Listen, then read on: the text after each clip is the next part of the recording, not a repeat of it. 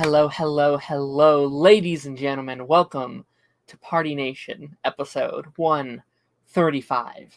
Gosh darn, Lance has done a lot of these things. We've done the Lance show for a long again. time. I stole it. Lance is locked in my basement. We made an executive decision to ban Lance from his own channel. Yeah, no. Like he kicked us off a couple weeks ago from both of the shows, and we said, you know what, we've had enough of this guy. We've had enough. No, Lance is not here today, and 3Dubs is not here today, and I think Jake's not here today as well. So you know what? We're going to chill. We're going to hang out with just the two of us, or wherever. Now it's not just the two of us now. Look who it is. No. Oh no. How's it going, buddy? Hi. What's up? How's it going? What's up? We're just getting started. Oh, how are you? Good. We're not having dinner yet, so I can be here for a little bit. Hell yeah. So I thought I'd come here. And obviously I'm only here because, Lance isn't here, so yeah. Of course, yeah. The best kind of show. Hell yeah. That's what I always say. Hell yeah. It's the only time to really be on, let's be honest here, Yeah. No, 100%. Yeah. It's been kind of a crazy couple weeks, I feel like. Or I feel like we're about to head into a crazy couple weeks in terms of blockbuster nerdy shit. Oh yeah. It's July 1st. We've been waiting for this month for 2 years. It's crazy. Oh, real. I mean, based off of all the trailers and stuff that's been dropping today, it's like, what happened? We went from having nothing in terms of trailers, and all of a sudden, boom, we got a lot. It's like, what is happening? Well, it makes a lot of sense too, though, because all these studios now want to put their trailers in front of Superman, in front of Fantastic Four, and Smurfs, and Superman, and all that jazz. I forgot Smurfs come out. When do Smurfs come out? It come out this month? Hopefully never. Yeah, it's this month. It's end of the month, I think. Yeah, hopefully never, as he says, yeah. That literally looks like one of the worst movies I've ever seen. Oh, that movie looks so bad. There are trailers out? Oh, yeah. Yeah, the trailer is atrocious. I might have to watch it. It's okay, you're gonna cringe because it opens with dancing and stuff. They're like, yeah. Oh my Smurf! It's oh no. Is that in the trailer? Oh my Smurf. Probably. And then they put out all those really bad posters. They put out 14 of these punny posters that just looked really, really bad. Not surprised though, right? Based off of the fact that there's no faith in it, right? The new music from Rihanna. Who is a Rihanna fan that's gonna show up to a Smurfs movie? Yeah. Right. And who are Smurf fans that like Rihanna? That's gonna be a selling point for them. And the Smurfs films, let's be honest, have been bad for the last couple of installments. They've been bad. So I don't know. I think this is their last ditch effort to try to find a niche to hopefully sell the product, because I guess Smurfs alone is not doing it enough. Right. But yeah. No, agreed. And I think I think they just really badly want to make Smurfs work. And it did at one point in time. I think back when it first came out, it was obviously this huge thing, but I think it's hard to remarket it. It's hard to really sell this to a new audience. Yeah. And maybe this will be the one. Maybe by some stitch effort it makes money or something, and now we're stuck with Smurfs for the next 30 years or whatever. But I definitely agree with you. I think if this doesn't do well, we're done with Smurfs. I think we're moving. I hope so. The kids nowadays don't know about Smurfs. When the Neil Patrick Harris trilogy came out, we know what Smurfs are and stuff like that, so it made sense. But these kids today don't know what Smurfs are. Right. There's no Smurf cartoon out or anything like that. The IP needs a rebrand. How, and I know it's the weirdest comparison ever. It's like the Alien and Predator franchise. Those needed to have certain projects to help revive it. Right. So I think Smurfs need something. This is not it. This is not this is not going to help. This is actually going to hurt the IP more, I think. Yeah. Is doing this. Yeah. Yeah, like I'm someone who kind of likes the franchise, or I likes those like the original show, and I feel like with every new movie, I like it less and less. And it's really funny that like Trolls was supposed to be like Illumination's, I'm sorry, DreamWorks version of Smurfs. They were like trying to like replicate that success, and now I feel like Trolls is more popular than Smurfs. Like kids now love Trolls, have no idea what Smurfs is. Let me read a couple of comments here. Hello Dalton. Hello Maddie.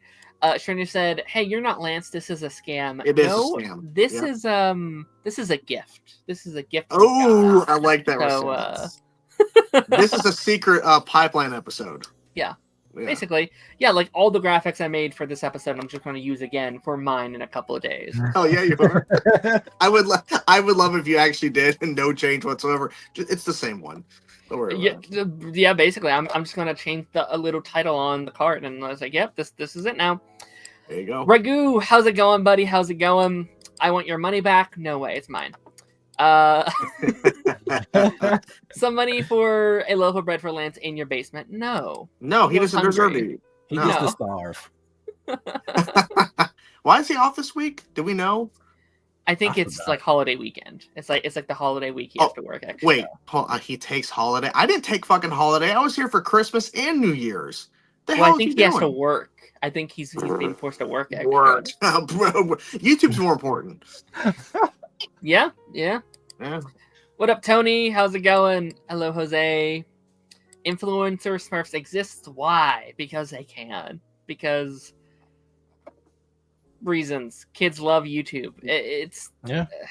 I was on vacation last week and I spent so much time with my 10-year-old stepbrother, and like all he did all week was just TikTok. He was filming TikToks. He was live streaming. He tried to like live stream the like car ride up to there as they were doing the like GPS. I was like, turn that off. They're gonna find where we are. Like, I don't want TikTok knowing where we're going. I knew where you were. I knew. You did know. I did. Know. I said that bear after you. Yeah.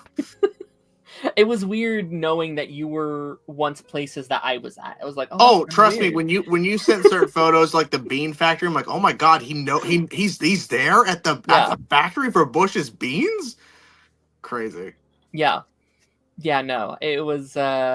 We just need like a time machine to like sync up our timelines. Just like, time travel back 500 years and we'll meet up. It would have been funny if my mom actually was there and ran into you. Like that'd be the weirdest thing. Like, cause she has like a seasonal pass at Dollywood, so it's like a thing. So yeah. Hell yeah. What up, Ronan? Hey, buddy. Oh, he's not there. Good talk. I enjoyed the Neil Patrick trilogy. After that, I haven't been interested. I think they only did 2, but I mean I enjoyed it for like what they were, but I don't think they were like they were fine. Good. Like I wouldn't say they're good movies, but I think they're passable. They were competent. Yeah. Dalton said, if Smurf somehow makes enough money to succeed, I'll Smurf myself. Same. Oh, come on, Dalton. Come on. What up, Jose? Hey, Darren, the bear got renewed for season 5. It did today? It literally just happened. Just okay. 5 minutes ago, yeah. Cool. Okay. I didn't get past episode 3 of season 1. I need to catch up. Same. I tried to get into the show and I'm like, this is not doing it for me. So maybe I gotta keep watching it. Question: did you get the vibe that everyone just yelling at each other the whole entire time of that show? Because like that's the vibe I got. Yeah, that's the vibe. Yeah, they're just screaming and yelling. I'm just bored of it. That's fair. It's I think it's a very good show, but it's a very stressful show. And so if you're watching it to like relax and calm down, then it might not be the show for you, right? No, man, that's Ben 10. Oh yeah. No, but like it's definitely very like I couldn't watch it after work because like when I would get home from work, I'd be like, I want to relax, I want to have some fun. I don't want to feel like I'm back at work again. Being screamed at, yeah. But if you can get past that, like it is very good television. I have not seen season 5 or the latest season yet, season 4. I heard it was bad. I heard season 4 was good, but it could be better. That's what I heard. Yeah, I've heard it's. I don't know what's going on. I've heard it's better than season 3, but not as good as 1 and 2, which makes sense to me. Dalton, you are correct 100%. At the very bottom. Oh, I see it. That is correct. That is correct. That is true. That is true. Yeah. That is true. No.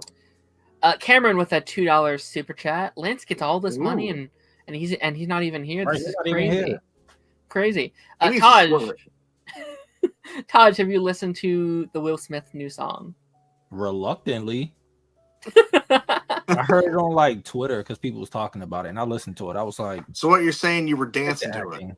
Hell no! I turned it off. I was like, Jesus Christ! Wait, isn't there a clip of him like performing that song in a crowd and like no one was caring? Nobody was dancing to that. They was it's uncomfortable.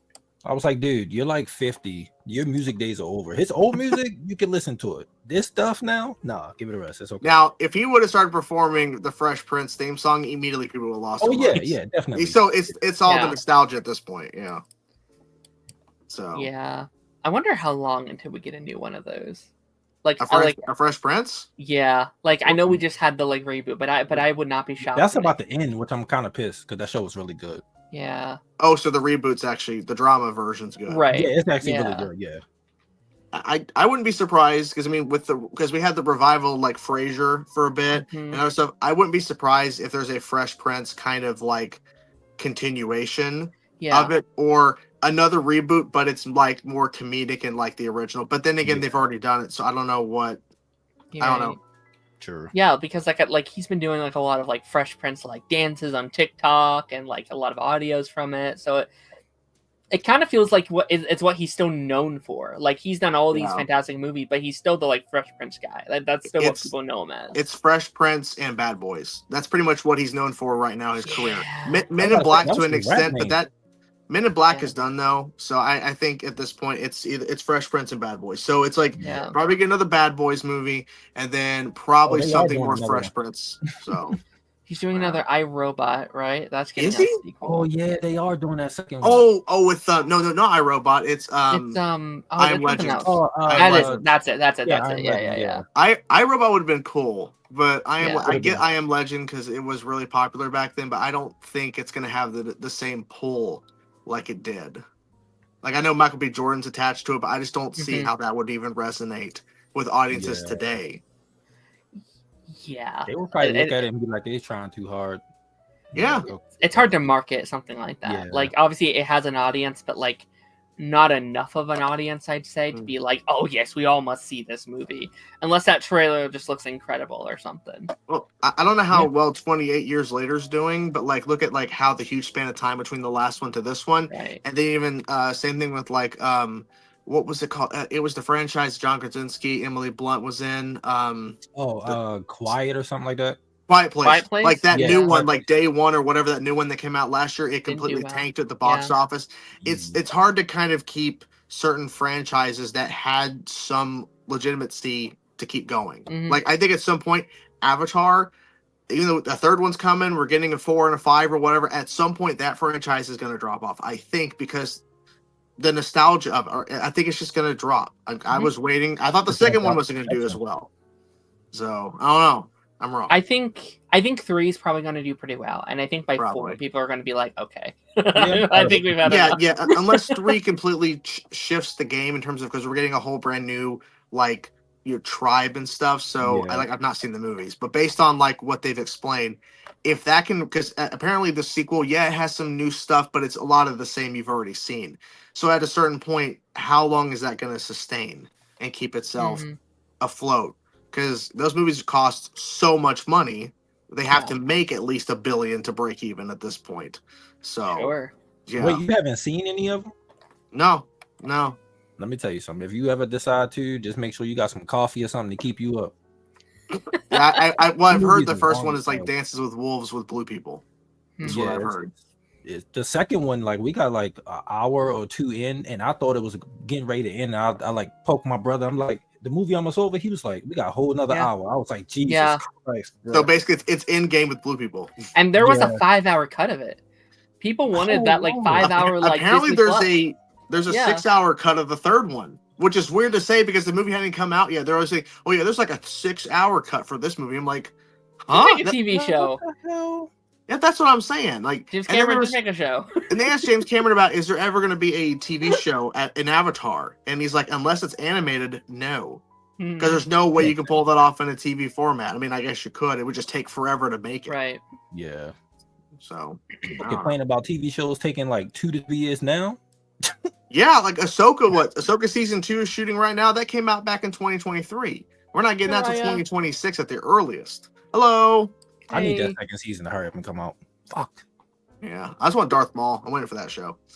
Maul. Yeah, it's only so much you could do with Maul though, so I'm hoping it's the last thing we get of Maul. I'm like, all right, it's kind of time to retire the character. Yeah, I get it.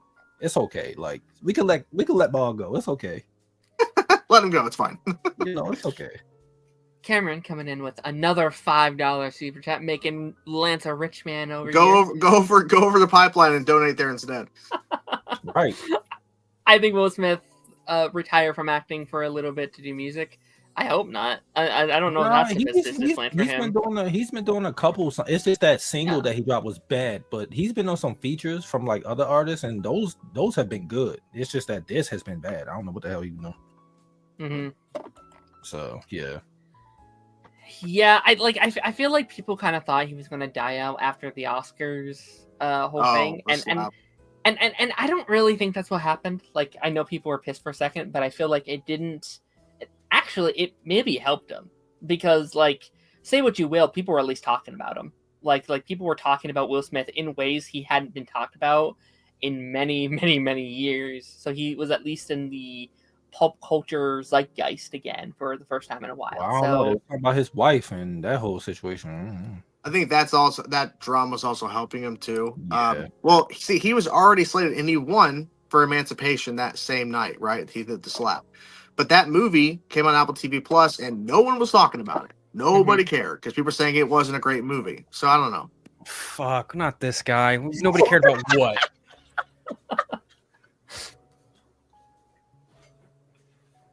What? Nobody cared about what? I'm curious. Nobody cared about you. Fuck you. Nope. Nobody cared about Will Smith's Emancipation movie that he won the Oscar for the night he did the slap. So we're talking about basically Will Smith's career and all that. Dude, he didn't win that for Emancipation. He won that for King Richard. Did he? Yeah. I thought it was Emancipation. No, it was King Richard. No, I think Emancipation came out after the slap, right? I think so. Probably. Yeah. That speech was so awkward, man. Yeah, he's just up there like talking about family and shit, and you just slapped a guy an hour ago. And also, your wife was out here banging 18-year-olds. Like, what the fuck? Probably still is.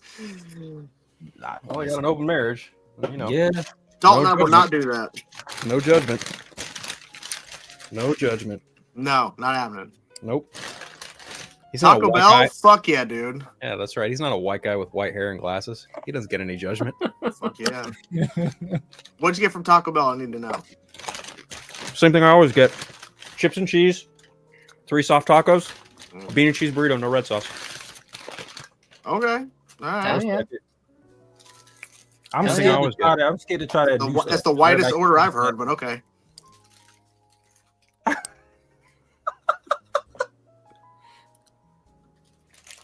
I'm ashamed that you came out of me. That order was so white, Jake high-fived it. You know what? I told you I would calm down. And here you are. Hey, open that damn bear. Yeah. That's just funny, though. Mm-hmm. Oh, yeah. I want some Taco Bell. Damn it. Yeah, I ain't gonna lie. That just made me hungry. Yeah, man, I'm telling you. Okay, Darren, since you're hosting, you got to order some Taco Bell for us. I don't think so. Aw. Get them super I have chats. I have one right next to my work, and I still have not gone once. Really? Not once? Are you not a fan of Taco Bell? I like Taco Bell. I just don't go out to eat very much. I'm more of a home cooked meal kind of guy, but they're good. Fine. That's fair. Hey, and I respect that because I'm sitting there got home from work today, so I have some sort of chicken. My wife's probably making it. I was thinking, I want some Jimmy John's. So like, even I don't need to go. Like, I just want it, you know? Yeah. It's the problem. Yeah. Yeah. After vacation, I kind of want to do that like fast food restaurant tier list again because now I've tried all these different places. Now I was like, well, I can actually vote now. I can actually do it. Did you eat somewhere that you've never had before, fast food wise, or no? We did a Jack in the Box, which I had never done before, and I thought, well, that was pretty. I mean, it was fine, but it was nice to be able to be like, yo, I finally had this one that we ranked, one that we battled against. That lost, right? That lost pretty early on. Yeah, I think. Yeah, I'm pretty sure it was like round 1. It was or something. Well, that's the fun thing too. We could always do those bracket fights later down the road because we have different people. Like different people, yeah, just different. Who knows? Mm-hmm. Yeah, wow, for sure. Well, I mean, speaking of redoing things, let's get into our first topic here. Lilo and Stitch, live action Lilo and Stitch announces a sequel is in the works after it's very close to hitting that $1 billion mark at the box office. Now, the movie's been out a couple weeks now, but what's everyone think about this? Are like, is there anyone here that's super excited for a new one? Are we shocked by this at all? What's it, Tosh? I haven't seen the movie yet. That's fine. They mean the live action one, right? Yeah, the live action one. Okay. All right. I'm mixed on it. Like, I like the live action. It's not great. Mm-hmm. Obviously, there's a lot of stuff they change and cut, but apparently, based on the rumor that the sequel is not going to be adapting like the actual sequel that was made in animation. If that's the case, okay, I'm down for an original story. Yeah, because I think. Like, you're always going to have that comparison of the animation to the live action, and okay, well, they should have done this and this. Okay, so if you wanted a carbon copy, would you have liked it as much as the animation? Well, no, but okay, so there's no winning. Yeah. I want an original story, so I'm fine with that. Now, they might take elements of the sequel, but as long as if they give me something new or something that's a little different, then I'm fine. Yeah. Agreed. Yeah, like, this is kind of the reason I was kind of okay with the live action Lilo and Stitch, because I think there's a lot that can be done with this franchise. There's a lot of places where you can expand. There's a lot of world building that you can do. There's a lot of creations that you can pull from, in terms of developing this little, I guess, universe that might be created via this. And yeah, like, it makes sense in terms of they're doing this like original story, because I think what a lot of people do forget is those sequels weren't technically the like main Disney studio. These were like these other studios that they had work on these straight to DVD sequels. And I don't see a world where Disney ever fully focuses their high budget sequels on straight to a DVD projects. Now they can pull stuff from it, like you said, that's totally fine. I bet they'll definitely pull from like Angel at some point to have your like female Stitch kind of character. Like that's marketing, that's stuff. I bet we'll pull from some of those characters from the shows and the movies and stuff like that. But I would 100% agree with you that it's probably going to be new stuff. I can guarantee you that Gantu is probably going to be in the sequel. Yes. Oh yeah, they'll rectify that, because they're like, well, we tried really hard. Well, how hard did you try to get him in the movie? Which I was actually okay he wasn't in the first one, because like, if you look back at that first movie, he's not in that movie a lot, and he actually doesn't get a lot to do until the sequels. And I was kind of okay with them just like, okay, clipping those wings. Like, I didn't like what they actually made the villain of that movie, but like him himself not being in it, I was like, that's fine. That's totally okay. And then like really focus in on him for 2, like really make him the main villain and really work on him as a character. It's totally fine with that. Yeah. I could see a story where a bunch of the other experiments get loose on Earth and Gantu has to be the one to round them up. And Stitch then in turn has to be like, well, now I'm obligated to like save my siblings. Sure. I mean, damned if you do, damned if you don't when it comes to doing these animated live action remakes, because Chainsaw pointed out with How to Train Your Dragon, it's literally a fucking shot for shot remake of that movie. I haven't seen it, so I don't know. But then you do something like, say Lilo and Stitch, where you take liberties.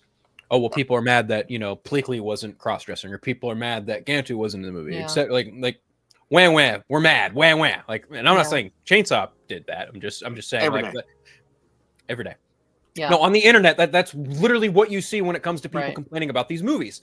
Oh, wham, I didn't get a fucking 1-to-1, or oh, wham, it is a 1-to-1. They didn't change anything. You can't fucking have it both ways, okay? Right. It cannot be one or the other.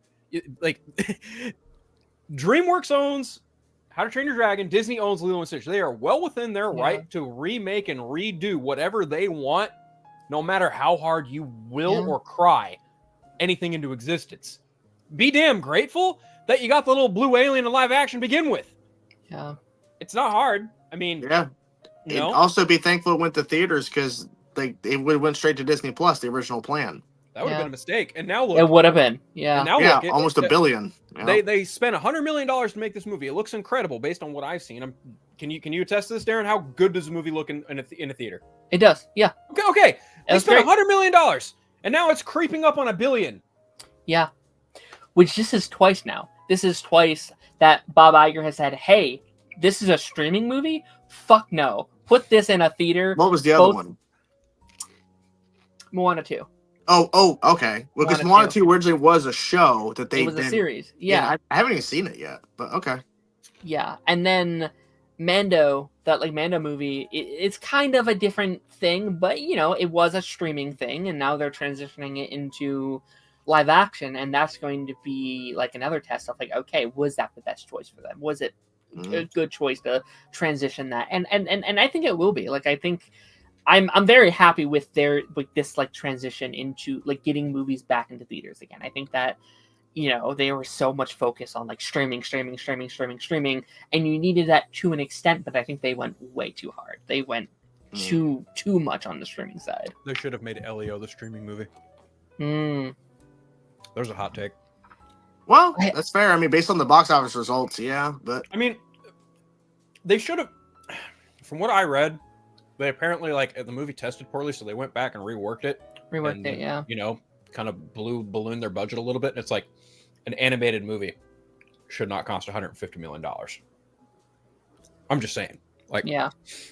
I think he should have just made it as is and put it on Disney Plus. But that's just my 2 cents. I haven't seen it yet. I still have not made it there yet, which kills me because I love Pixar.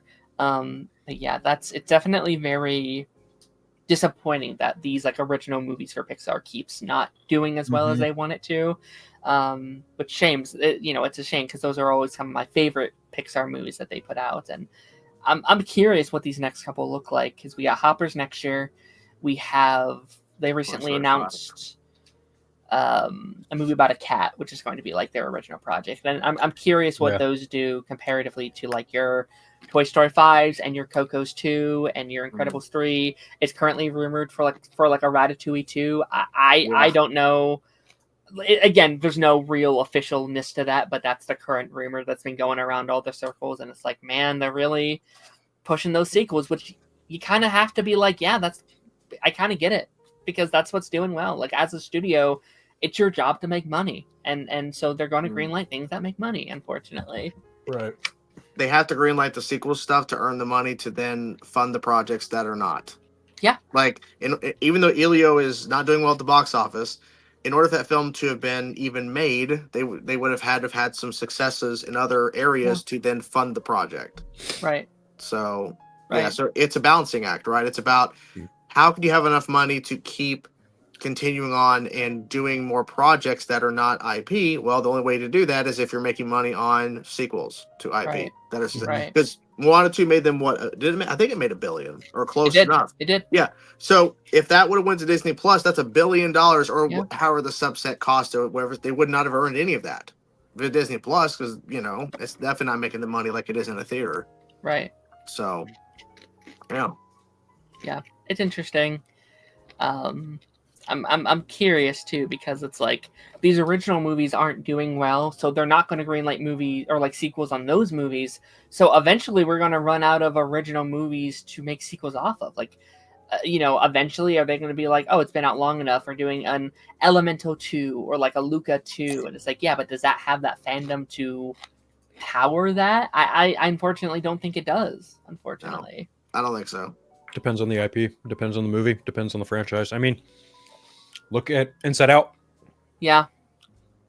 You can do a sequel like that and have it make some semblance of sense, or we're up to a fucking 5th Toy Story movie. How that's going to work, I don't know. But hey, they wrangled in Tim Allen and Tom Hanks for another round, so yep, whatever. I don't understand. Another 90. Why are we getting the 5th Toy Story movie? Why? Because money. Because they've made $1 billion. Ronan, exactly. Yep. See. It's money, $1 billion per film. It's even though they shouldn't do it, it's $1 billion. Right. Which I'd be down for if they were doing something creatively new, right? Like we've heard that Jesse is going to be the lead of that one. I'm like, awesome. I like this passing of the mantle thing. But Woody's still in it, so I'm like, so what's the point? What's the point? If we were doing a whole new cast, like a whole new cast of toys, I'd be like, you know what? Fuck yeah, that's awesome. That's a great pitch. I'm down for that. But it's not. It is a little frustrating. Yeah. I mean, if Lightyear would have been successful, then they would have branched off like that. Since Lightyear tanked, they're like, well, crap. Yeah. Yeah. Yeah. Cody coming in here with another $5 super chat. Thank you so much, Cody. People underestimating Gantu's importance, honestly. I mean, that's fair. I definitely understand why people love Gantu. Like, he is a very cool character, right? Just visually, I understand why people were pissed, but I also understand, and just in terms of time and what they wanted to do with this one, I can understand why they cut him. But I wish they didn't replace them with the villain that they ended up going with. Personally, I wasn't a fan of that personal choice. I thought, well, he was a key component to that first movie, even though he didn't have a lot to do line wise.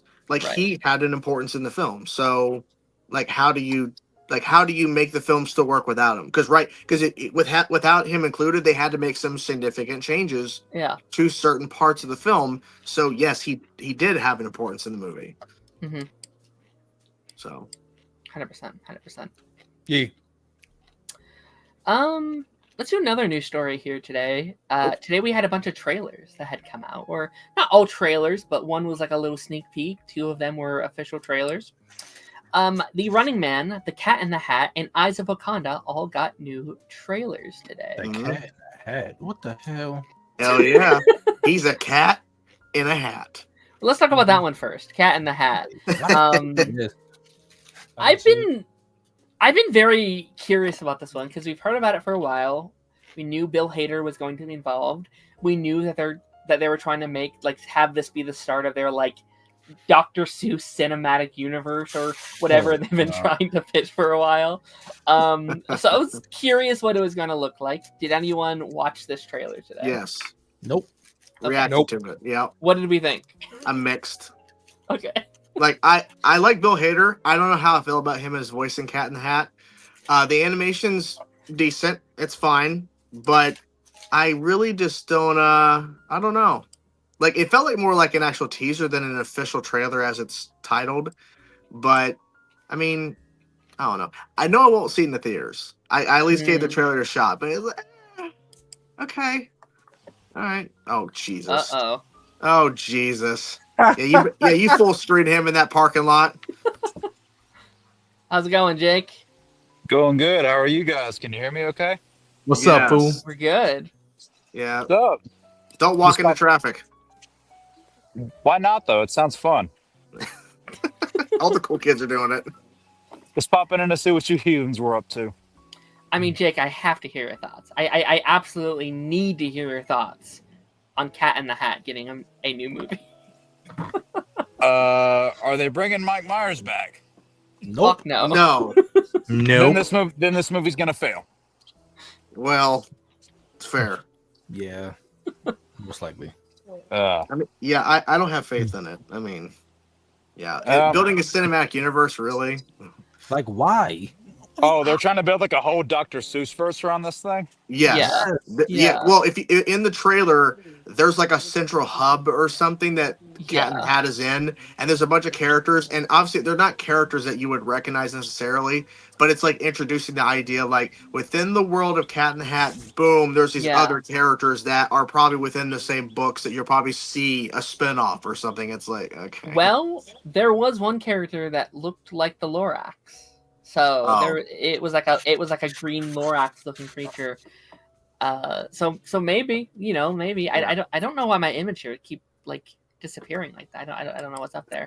No, I mean it looks fun. Listen, I think kids movies can go one or two ways nowadays. It's either super grounded and super not serious, but seems like it's trying to go onto a many different generations, and then I think you have movies like this where it's kid fart movie, and it's okay, it got fart jokes, it's got little kiddie jokes, and that's fine for the kids. Like, I think they need something. Like, it can't all be fun stuff for us. But... When did we start talking about Superman?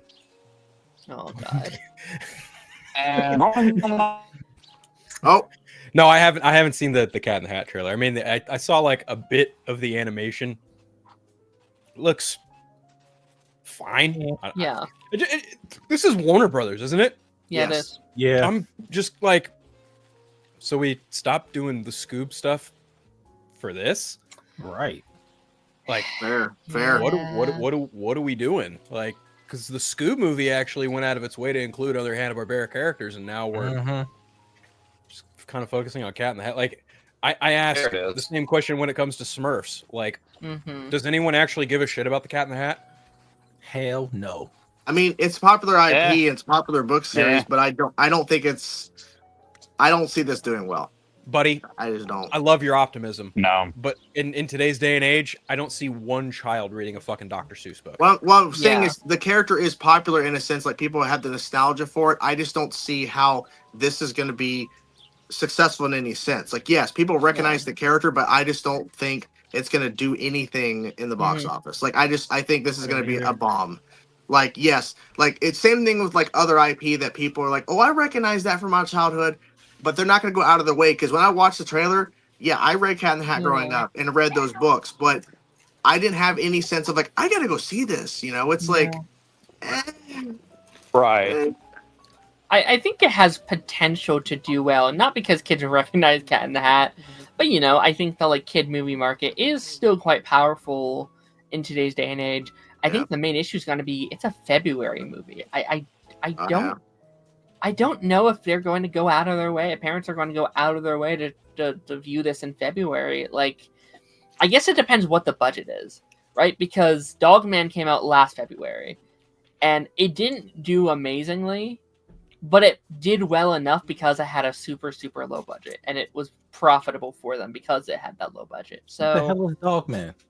It's that DreamWorks movie based on the book series. I would assume it's probably 100 million.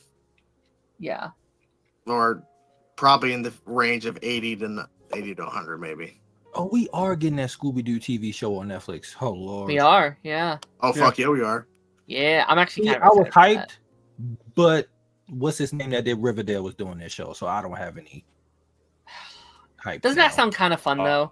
Doesn't Riverdale but Scooby-Doo kind of sound fun? I mean, he might be in the element. I don't know, but still. I'm just... Well, I do have to head out. It is time for my dinner. So okay. But Running Man, I told that I know we might jump to that next, whatever. I love that trailer. Really cool. Love it. It's Edgar Wright 100%. Love it. Yeah. So yeah. But it was fun. Thanks for having me on, Darren. I appreciate it, man. Of course. Thank you for coming on my show. Thank you. Yeah, your show, 100%. Yeah, my show. Yeah. All right, see you guys. All right, bye. Oh boy. Who the wrong show. Sorry. Yeah. Running Man had that trailer. I was very curious about this one because I heard that they were making a new one. I haven't read the book, but I know of it, like I know the like general plot and stuff, and I thought, oh, that sounds really interesting. Is this a movie that we're excited for? I have no clue what this is. I'm intrigued as hell. Yeah, I've never even seen the original movie with Arnold, so I haven't seen the original either. Yeah, it feels like strange. It feels like Hunger Games, but running to me a little bit. I mean, yeah, I like it. I like it because it's Edgar Wright. Yeah, I will never say no to Edgar Wright. I don't think Edgar Wright's ever made a bad movie. So I like Glenn Powell too. I do too. You got Brolin. Yeah. And if I'm not mistaken, I think that's Coleman Domingo as the host. So yeah, I mean it looks like a great cast. So at the very least, I'll be entertained. I know I can say that safely going into it. Looks fun. Yeah. I'll be there. That's a November movie, so I'm wondering what else comes out that month. There's something else big coming out in Predator Badlands. Right. Predator, Zootopia, Wicked. Yeah, okay. Yeah, so it's a pretty filled month. And then Eyes of Wakanda I called it a trailer here. It wasn't really a trailer. It was like a sneak peek. It was like a little tiny itty bitty thing that they put out. excited for that. I'm excited for more Wakanda. I'm excited for more Black Panther stuff. I think the idea of doing like prequel stuff for this character is really, really cool. How are we feeling about it so far? Of course, I'm black. I'm hyped for this. Oh yeah. I need to watch the trailer. Same. Like I was like the reason why I was off when we started, it was just like some shit with the Comic-Con hotels, and I was like, oh fuck. So I haven't even had the time to see it. Yeah. I don't know if I could show the trailer here. It's under a minute, right? Yeah, it's like 30 seconds. It's like 20 to 30 seconds long. It's also Disney. You're not going to get hit with a copyright. Neither will Lance. You'll be fine. Yeah. Okay. You should be fine with Disney. If it was It's also like just Warner Brothers or super something, I'd be like, don't show it if it was Warner Brothers. But you should be fine with Disney. Usually Disney is fine. Yeah. I don't think there's any like copyright music or anything. There's not any like. No. I don't think there's any pop songs or whatever in there. That'd be weird if there was. Yeah, it's 30 seconds long. No, Yo, Tyro Magnus liked it. All right. Is anyone really surprised by that? Because I'm not. It's black people. He's going to be biased when it comes to something like this. I just rarely see him like anything at all. Bro, well, he's a fucking tool, man. Like, I don't. Amen to that. Fuck. I just Tyro, don't man. understand. I hate the man so much. My brother used to be a big fan of his, and like now he's like, I can't even watch that stuff. I'm like,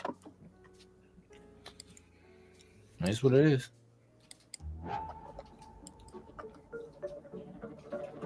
Wakanda is a kingdom That's like holy Wakanda. The hell? of many secrets.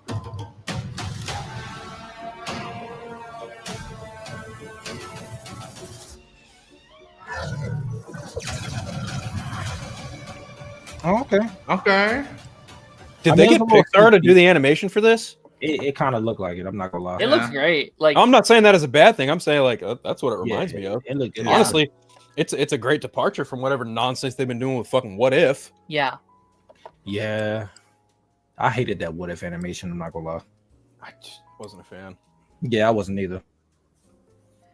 Like it's not Especially much. considering what they do with Star Wars, and then like you get What If, you're like, no, I don't want this. Yeah. Do better. Like it's not much here, but like just like visually, it looks really fun and different. Like I'm in for it. Takes place in the past, so it's pretty cool stuff. Yeah. Yeah, so that'll be kind of cool. I'm pretty sure every episode is like a different time period, but I could be wrong. Well, it's only 3 episodes, right? What's that? It's only 3 episodes. 4, I think. Oh, 4. Okay. 4. That's fine. Like, I'm curious how long each one is. Are they like 45 minutes or are they like 20 minutes or whatever? I don't know. I know we're supposed to be getting like an Iron Fist character in here as well, which would be the technical first MCU official like Marvel Studios Iron Fist, I should say. Yeah. Yeah, I don't know. It'll probably be about half-hour long episodes. Yeah. Probably, yeah. Which I'm okay with that. They're short stories. You know. Yeah. It works. I just wish that Disney Plus didn't bone over their POC content. Yeah. That's a fucking shame because I'm actually looking forward to Ironheart later today. Me too. It's been good. Yeah. It's been the first really 3 episodes are pretty saucy. And this looks great. I'm looking at this. I'm like, give me more animation. Give me more animation of this than Marvel What If. Yeah. I mean, in fairness, they also have X-Men 97, and that animation is phenomenal. Yeah, but like Star Wars stuff. That stuff is good. So it's like, it works. Yeah. But then again, that's also been in house at Lucasfilm too. They have an animation department over there, and they've never made a bad animated show. I mean, they've made Star Wars Resistances, which is probably like that was terrible. It wasn't great, but at the same time, like it's still serviceable as opposed to some of their other animated ventures. But even still, I was just talking about the show in general. I thought the show. Oh, that's fair. Yeah, that's fair. It was like it was their first foray into like, oh, we're gonna do, a TV show that's Star Wars centric, but in the same timeline as like the Force Awakens, and it's like, oh great, and then we're gonna give you, and then they gave you a bunch of characters that nobody gives a shit about. Right, that was the worst thing to do. They should have did it with characters we already had. Mm-hmm.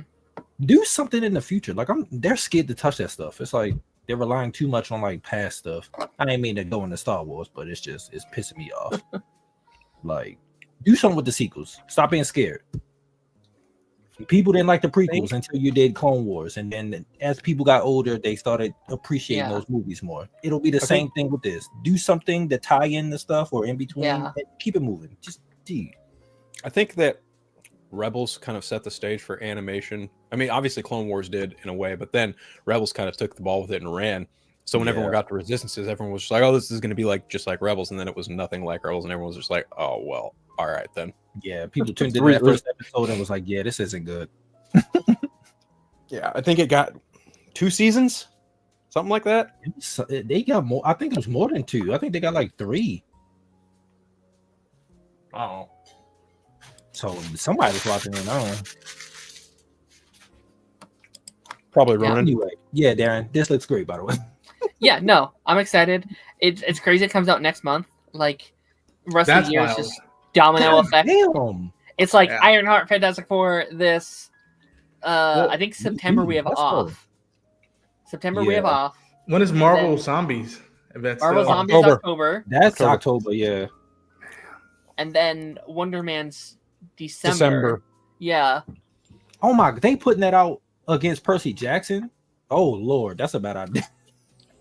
December's packed for like shows because you also have Stranger Things. Stranger Things will do its numbers. I'm talking about Disney. Like, why would you put Percy Jackson with that? No offense to Wonder Man, but like, I mean, maybe it'll get pushed. Like, I know, like, December's always their like, we're gonna put it here, and if it moves to like the following year. That's their like pushback date, right? But I think they just really want to get all this shit out. I think they're like, listen, this is all old stuff we've been having in our catalog for years. And Wonder Man is newer comparatively to stuff like Spider-Man and zombies and, you know, eyes and stuff like that. But, like, I think they just want this stuff out. Mm-hmm. Yeah. Look who's back. Look who's back. When did it get dark? When did this bright outside? Are you inside, Jake?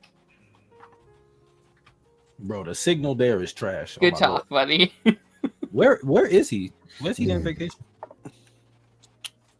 At the corner of Who and Cares. Okay, we're moving on. Sorry, buddy. I hope your signal gets better, though, bud. Trust me, I was right there with you a couple days ago. I was like, I want to be a part of this, but signal wasn't in my favor. Dalton said the Deep South.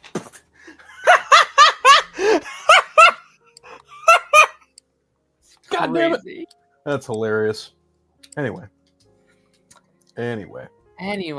our next story here. I'm trying to decide which one we want. Do we want to do comic booky or do we want to do like filmy? Which one are we vibing with? Which one is more interesting? Well, this one's at least interesting. It's not necessarily good news, but I mean, I guess it could be for some people. Brian, to return for Fast and the Furious X Part 2, says Vin Diesel. God, why?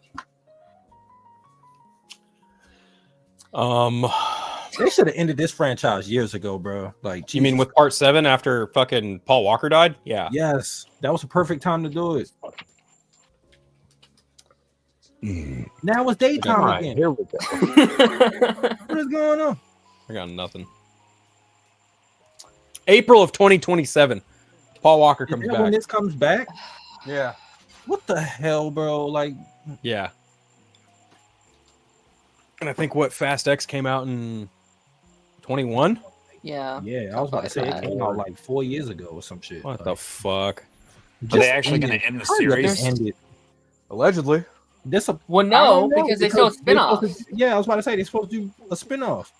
They got like Hobbs and Shaw 2 and like some of that stuff.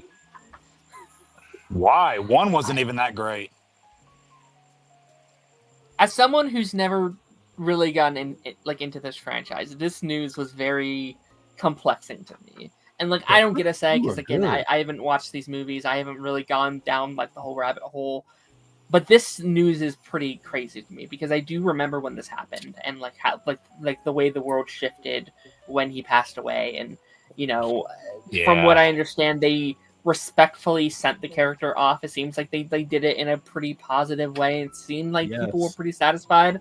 So to like backtrack and like bring him back for the final one, and like I understand why they would want to. He's such a big part of the franchise.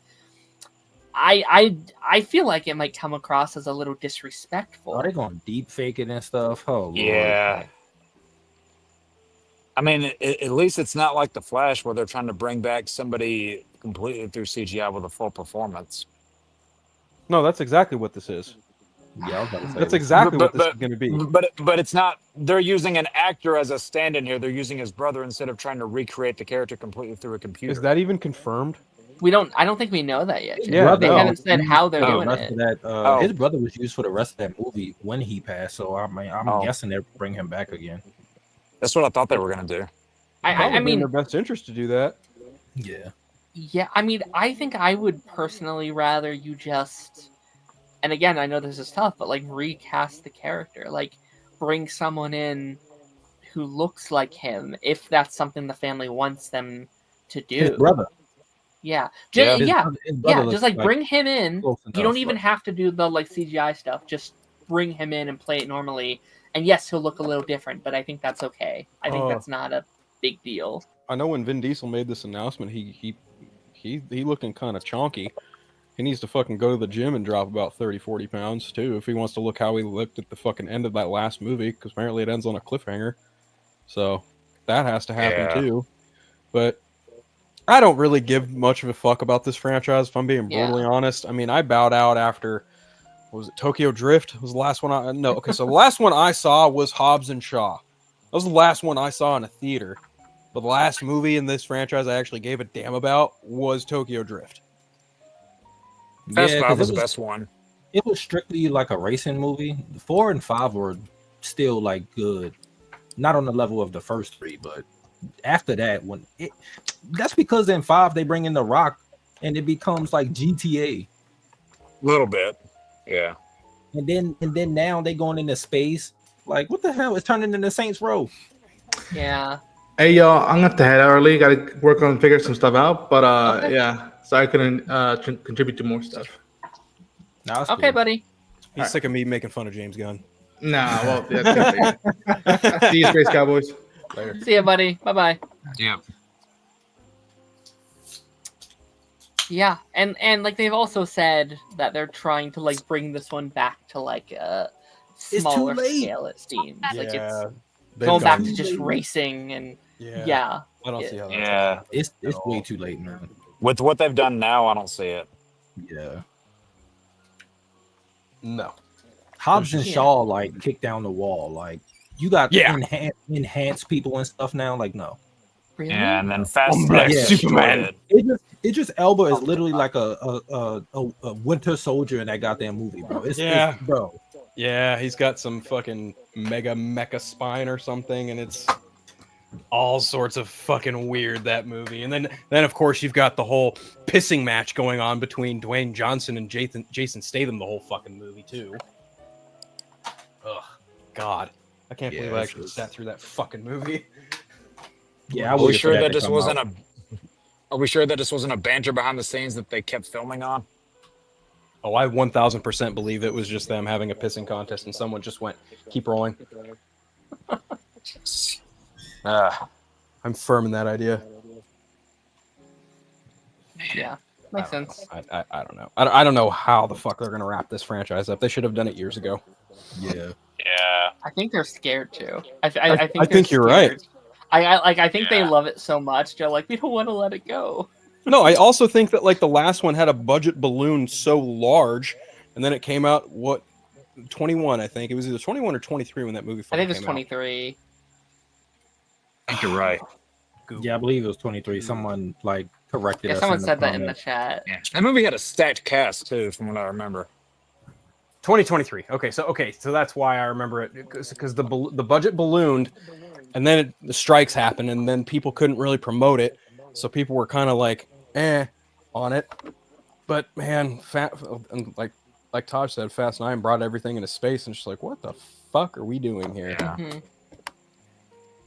Well, guys, I got to dip out, but I just wanted to pop in for a few minutes while I was here, see how you all were doing. So I'll catch you guys later. All right, buddy. See ya. See y'all later.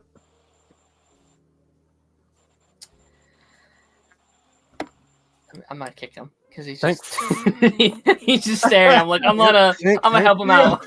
yeah. Good thing. It's probably for the best.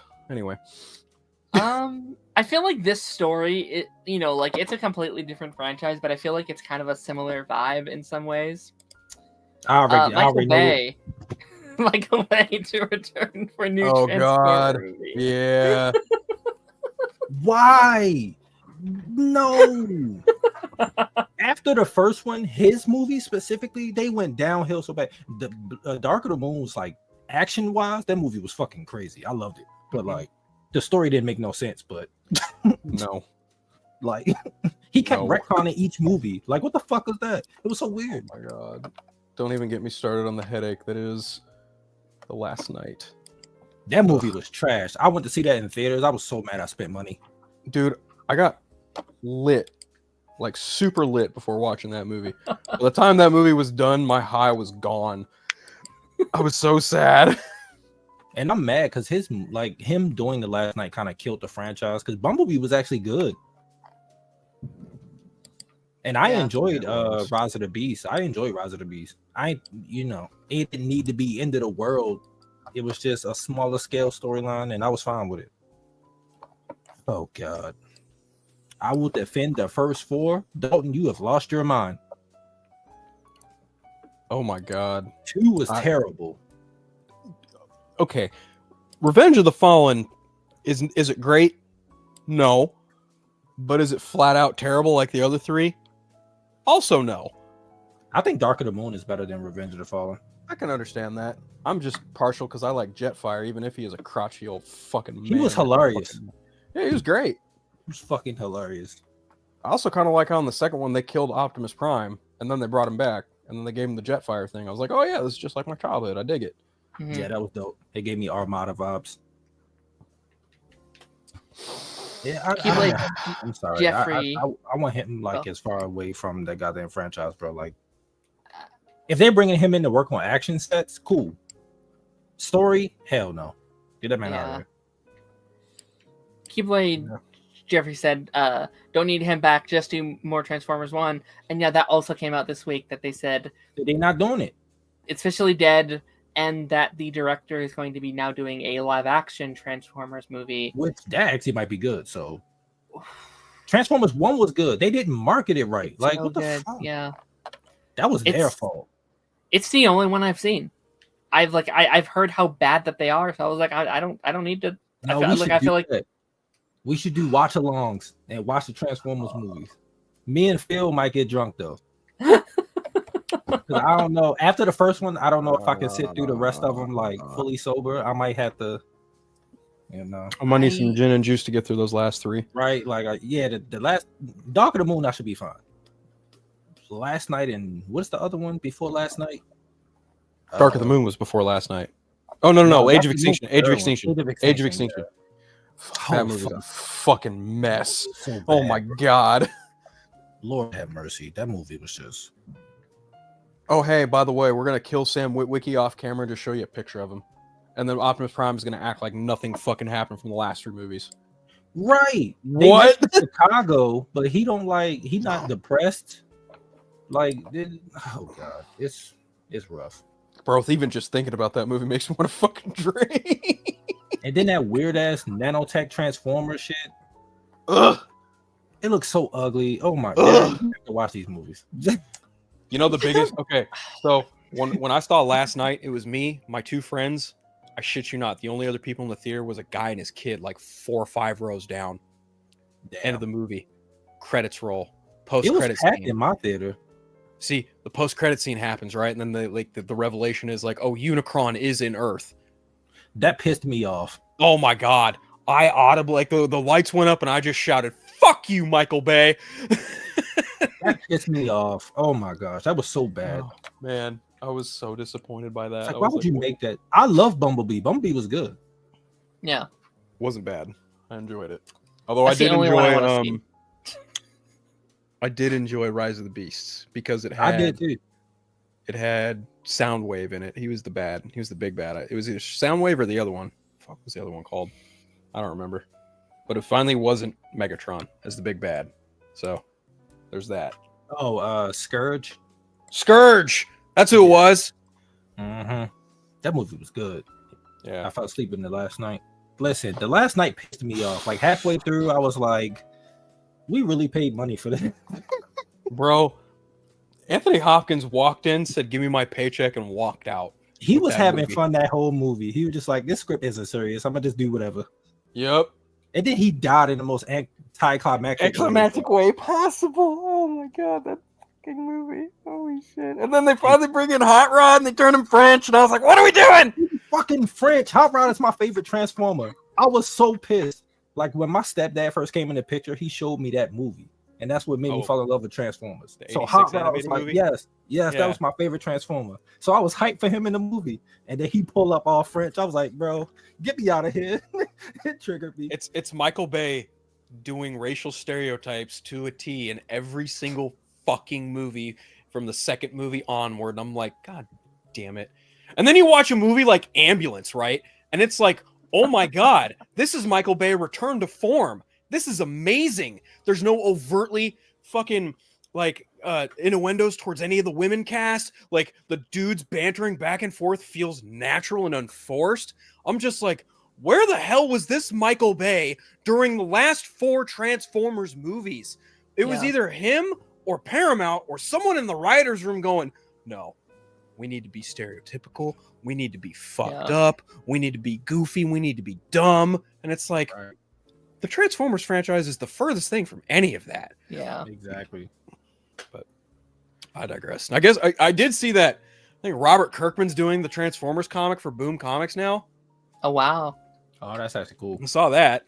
Him and I think Dan Mora. It's one of the big time artists is working on him with that. Oh, that's what's up. I know. A while ago he was part of the writers' room for like the Transformers franchise. But then I remember they dismissed that writer's room not too long before or after Rise of the Beasts. I don't remember which one. I think it was after. I think it might have been after, yeah. Yeah. But yeah, I guess Robert Kirkman's a pretty big Transformers fan, pun intended. I'm here for it.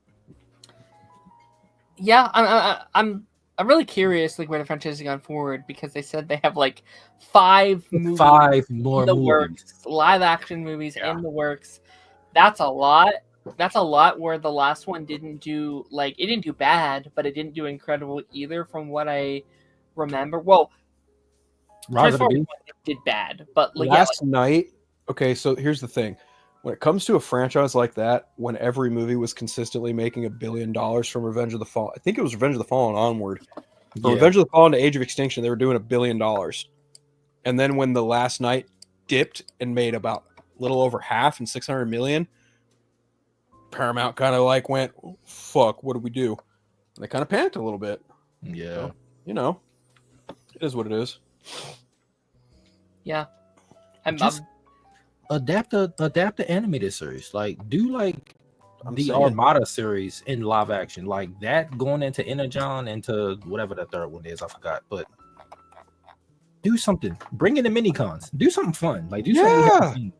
That would be super fucking dope. Like, come on. Is it too much to ask for? Probably. Yeah.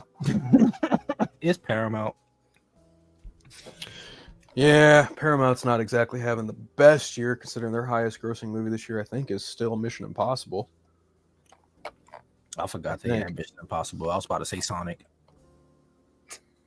No, that's also Paramount, but they had Sonic in December. Bless you. Yeah. Thank you. And like they're talking about doing spinoffs too. Like they're expanding their little universe. Which... The first spinoff was bad. Yeah, of what, Sonic? Great. Yeah. Well, yeah, but like also I think I hope they're going to learn from that to not do TV shows. And if they do TV shows, make it animated. Like, I think that's what they should have done with Knuckles. Like it could have been in the same continuity. It could have been that, but they clearly did not have the budget to make a proper. I think Sonic we all TV show. know damn good and well that Shadow the Hedgehog needs his own movie. Shadow is coming. 100%. Oh yeah, definitely. Yeah. Like, you don't end that third movie the way you do and not follow up with that somehow. And I think that's profitable. I think that does really, really well. Look at who voices Shadow. Of course it is. That's why you cast him. Yeah. Like when we were talking about who are they going to cast, I said you cast someone that can carry their own movie. And then it was like Keanu Reeves is Shadow. It's like, oh yeah, there it is. There it is. The writing's on the wall. He's going to get a movie. He'll probably get a second movie. It's like, yeah. Yeah, I'm curious to see what happens with Sonic 4 because it's Mecha Sonic is the Meta Sonic. I don't know. Metal Sonic. Metal Sonic is the antagonist next time around. Oh god, that'll be so interesting for that. And Amy's here too. Like it's. Yeah, I always get Amy and Cream mixed up because I'm a fucking idiot when it comes to Sonic. That's fair. But like I have a passive knowledge of the Sonic stuff, but not like hardcore. But yeah, like. I'll watch it. I'll watch the fourth movie. If I really had to pick, like, which one do I think is the best? I mean, they're all of like the same quality, but like, I kind of got to give it to the second movie. I think the second movie is probably the best one. I agree. I loved a lot of what that third movie did. I agree. I think it's like, I think it has the like best stuff in it out of the three, but I think as like an entire movie, it bugged me quite a bit. Like I think they really struggled with tone, and you know this might be something that like you agree with Phil, where it's like you have these like really deep emotional moments, and then you cut to like Jim Carrey slapping Jim Carrey's ass, and it's like, oh man, we had a really deep scene like 2 seconds ago, and I like the Sonic humor, but it's about where you're placing it and how it sets up that tone that bugs me a little bit from those movies. Yeah, I can't really disagree with that. So. I mean, I think everyone was kind of shocked that Jim Carrey went out of his way to make Dr. Robotnik feel authentic. Yeah. Like, I was actually quite surprised at how great that was, because I know a lot of people were very hesitant about him going into that first movie. And surprisingly, like, they managed to, like, you know, really set a bar for video game films. In a really good way, and I think honestly, it's going to be kind of strange to have a fourth Sonic movie and not have Jim Carrey in it as one of the villains. Yeah, but you know, he's earned it. He's retired. He's done. I don't blame him for wanting to walk away. Yeah, I hope they at least take a break from him for a little bit. He hasn't said no to doing more. He said maybe, you know, if I'm interested. But I hope they at least take a break for 4. And then if you want to, for 5.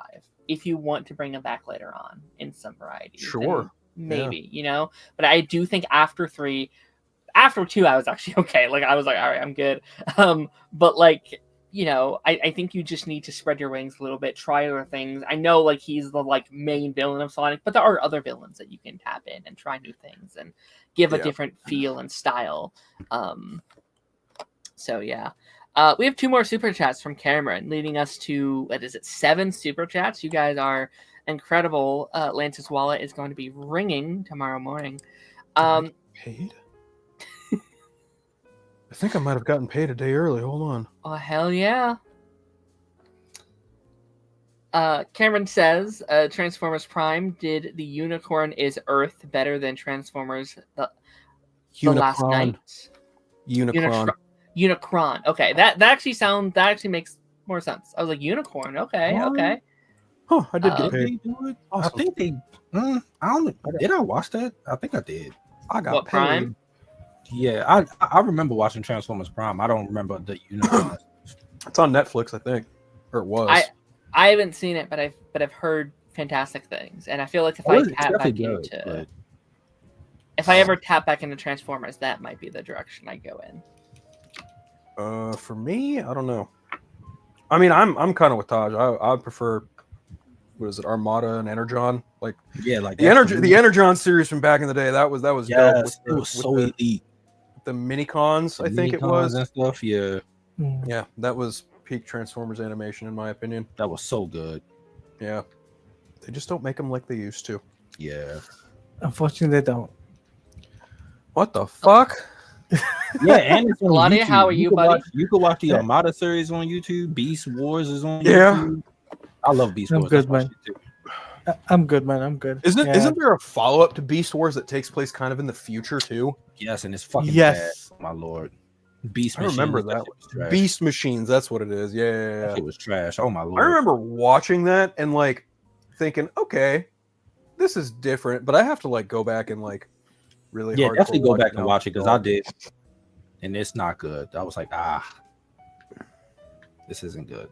Because it was like very dystopian and like the Transformers were like up against a wall in a sense, and like I think Megatron was still running shit from the shadows, and like there was just a bunch of evil fucking Decepticons just running shit. Like I don't know, I'd have to go back and like watch it hardcore, but yeah, I don't know. And the second super chat here from Cameron. Again, thank you so much, Cameron. Vin Diesel was doing another Riddick movie called Riddick Furia. Yes. Chronicles of Riddick. Chronicles of Riddick. Yep. Cool. I haven't seen any of those, so I can't speak on it. They're not bad. Okay. Like they're, I mean, they're a product of their time. Yeah, I would even go as far as to say like they're the reason Vin Diesel is kind of Vin Diesel. To an extent. Like you don't get Vin Diesel without those movies because that is kind of like that's like his thing, right? Like that was his thing before Fast and Furious. Like he was notoriously known as he's Riddick. Right. There is a game though called Escape from Butcher Bay. Oh my god, that game is fucking phenomenal. God damn it, that game is fucking phenomenal. Oh, I love that game. A lot. Cody coming here with another super chat. You guys are absolutely generous today. My goodness. Armada was my big exposure to Transformers. Been a fan ever since. Well, hell yeah. Bro, I haven't heard of half of these. Bro, the Energon series is so good. It was on Cartoon Network in like 05, Darren. It was like 05 to like 09 or something like that. Mm-hmm. Yeah. It was so good. Like that, yeah. Yeah, they weren't. Transformers animation in the mid 2000s was actually really great. Yeah, like really, really great. Like it's kind of hard to top it now.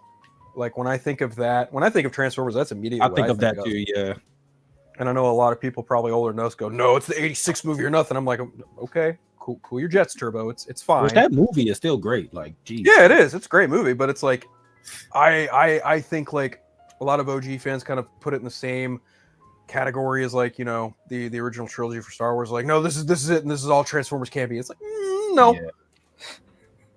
It's been some better stuff.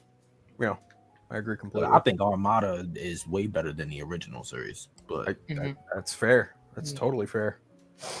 I think Beast Wars is better, but I think if you had a gun to my head and made me choose one, I'd probably still say Energon. Yeah.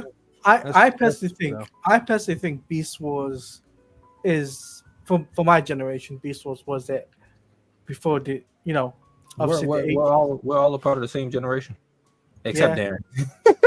Yeah. I keep forgetting you're so much younger than us. So like when we talk I know, about right? Stuff, it doesn't feel like it. Like I feel like there isn't really like a dynamic difference. It feels like we're all just, it don't feel like it. Well, to be fair, 05, I was like, shit, Darren, you were only like what? 3. Oh my god. Yeah. No, Darren is mature for his age, unlike some. Oh wait, 5? I was 2. Shit. Holy shit. Yeah, no, Darren is mature for his age, unlike some other people who were around his age. Like we could talk to you and not get mad. Yeah, that, very much that. Yeah, I feel like we've had some fights with people from my generation. So they piss me off. These young dudes. It's not Darren. It's not your fault. Half your generation. Well, okay, not half. It's not your fault. Like 80% of your generation are a bunch of fucking manscaped idiots. It's fine. Yeah. I feel bad for this next generation that's coming up. They're taking cursive out of schools and stuff because kids can't read it now. I'm like, bro, that was like a requirement for us to learn that growing up. Like, what the fuck? It was for us too. This next generation is screwed, bro.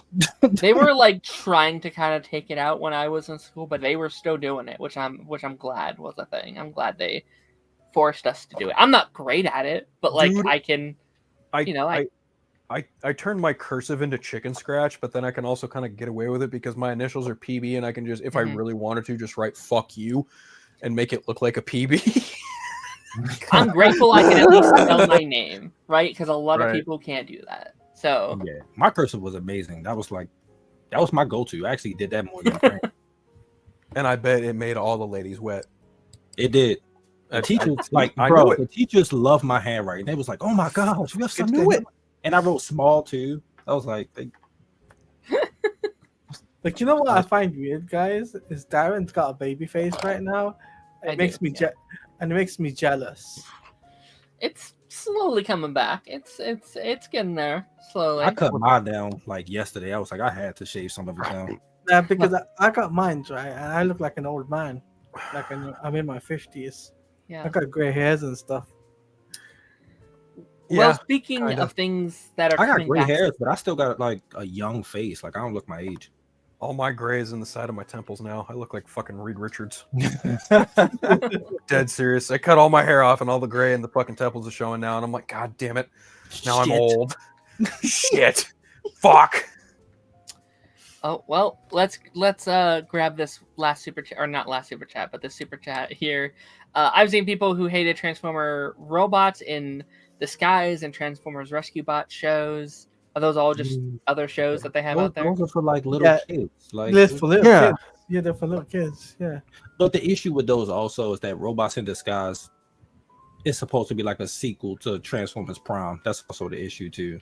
And Transformers Prime was more mature show. So that's fair. That's fair. Going back to the whole facial hair thing though, things that like something else that's coming back very slowly. Oh, never mind. The Batman Part 2 has finished its script from Matt Reeves, and everyone celebrated. Yeah, because we're hyped. Oh man, I really loved that first movie. I had a lot of fun with it. I thought it was very good, and it feels like once a week we're like, well, there's we're still working on it, guys. We're still pushing along very slowly. And there's a word for that, Darren. It's called PR. Yeah, that's true. That's true. Which, you know what? To be fair, like I think that's smart. Like you want to keep this franchise in the public eye as long as you possibly can. That's marketing. That's promotion, right? Like that's good for stuff like that. I mean, do we think we're getting closer to getting some like actual news about this movie? I know it films next year. How are we just feeling like about this project right now in general? Why don't you go down? They don't start filming until next year. I'm pretty sure. I think it's like early next year. I could be wrong with that. Go down the line. What the hell? I'm gonna put this out there right now. Okay. I don't think we're gonna get any news till next year. San Diego Comic-Con. I'm calling it now. I'm hyped that they're finally done the script, but I was okay with them taking their time with it. Like, don't rush it. Make sure it's good. It's in its own universe, so I'm like, okay, cool. You can take as long with it, as long as you get it down right. Because that first one was fucking amazing. I love that first one. And so, yeah, I'm more hyped for this than Superman. I'm sorry.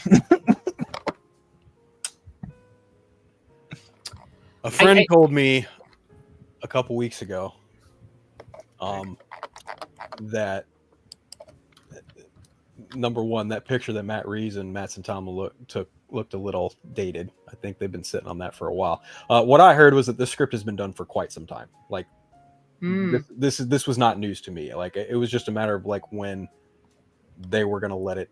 When they were ready to share. Bingo, exactly. Right. And what was confided into me is that basically DC Studios is waiting to see what happens with Superman before they move forward with anything pertaining to this. And then you also couple that with the things that Matt Reeves has been dealing with personally, allegedly. They've been kind of going hand in hand. But from what I understand, like this has been done for quite some time, and James Gunn has been putting in some overtime to make it seem like Matt Reeves has been tinkering with it when he likely hasn't.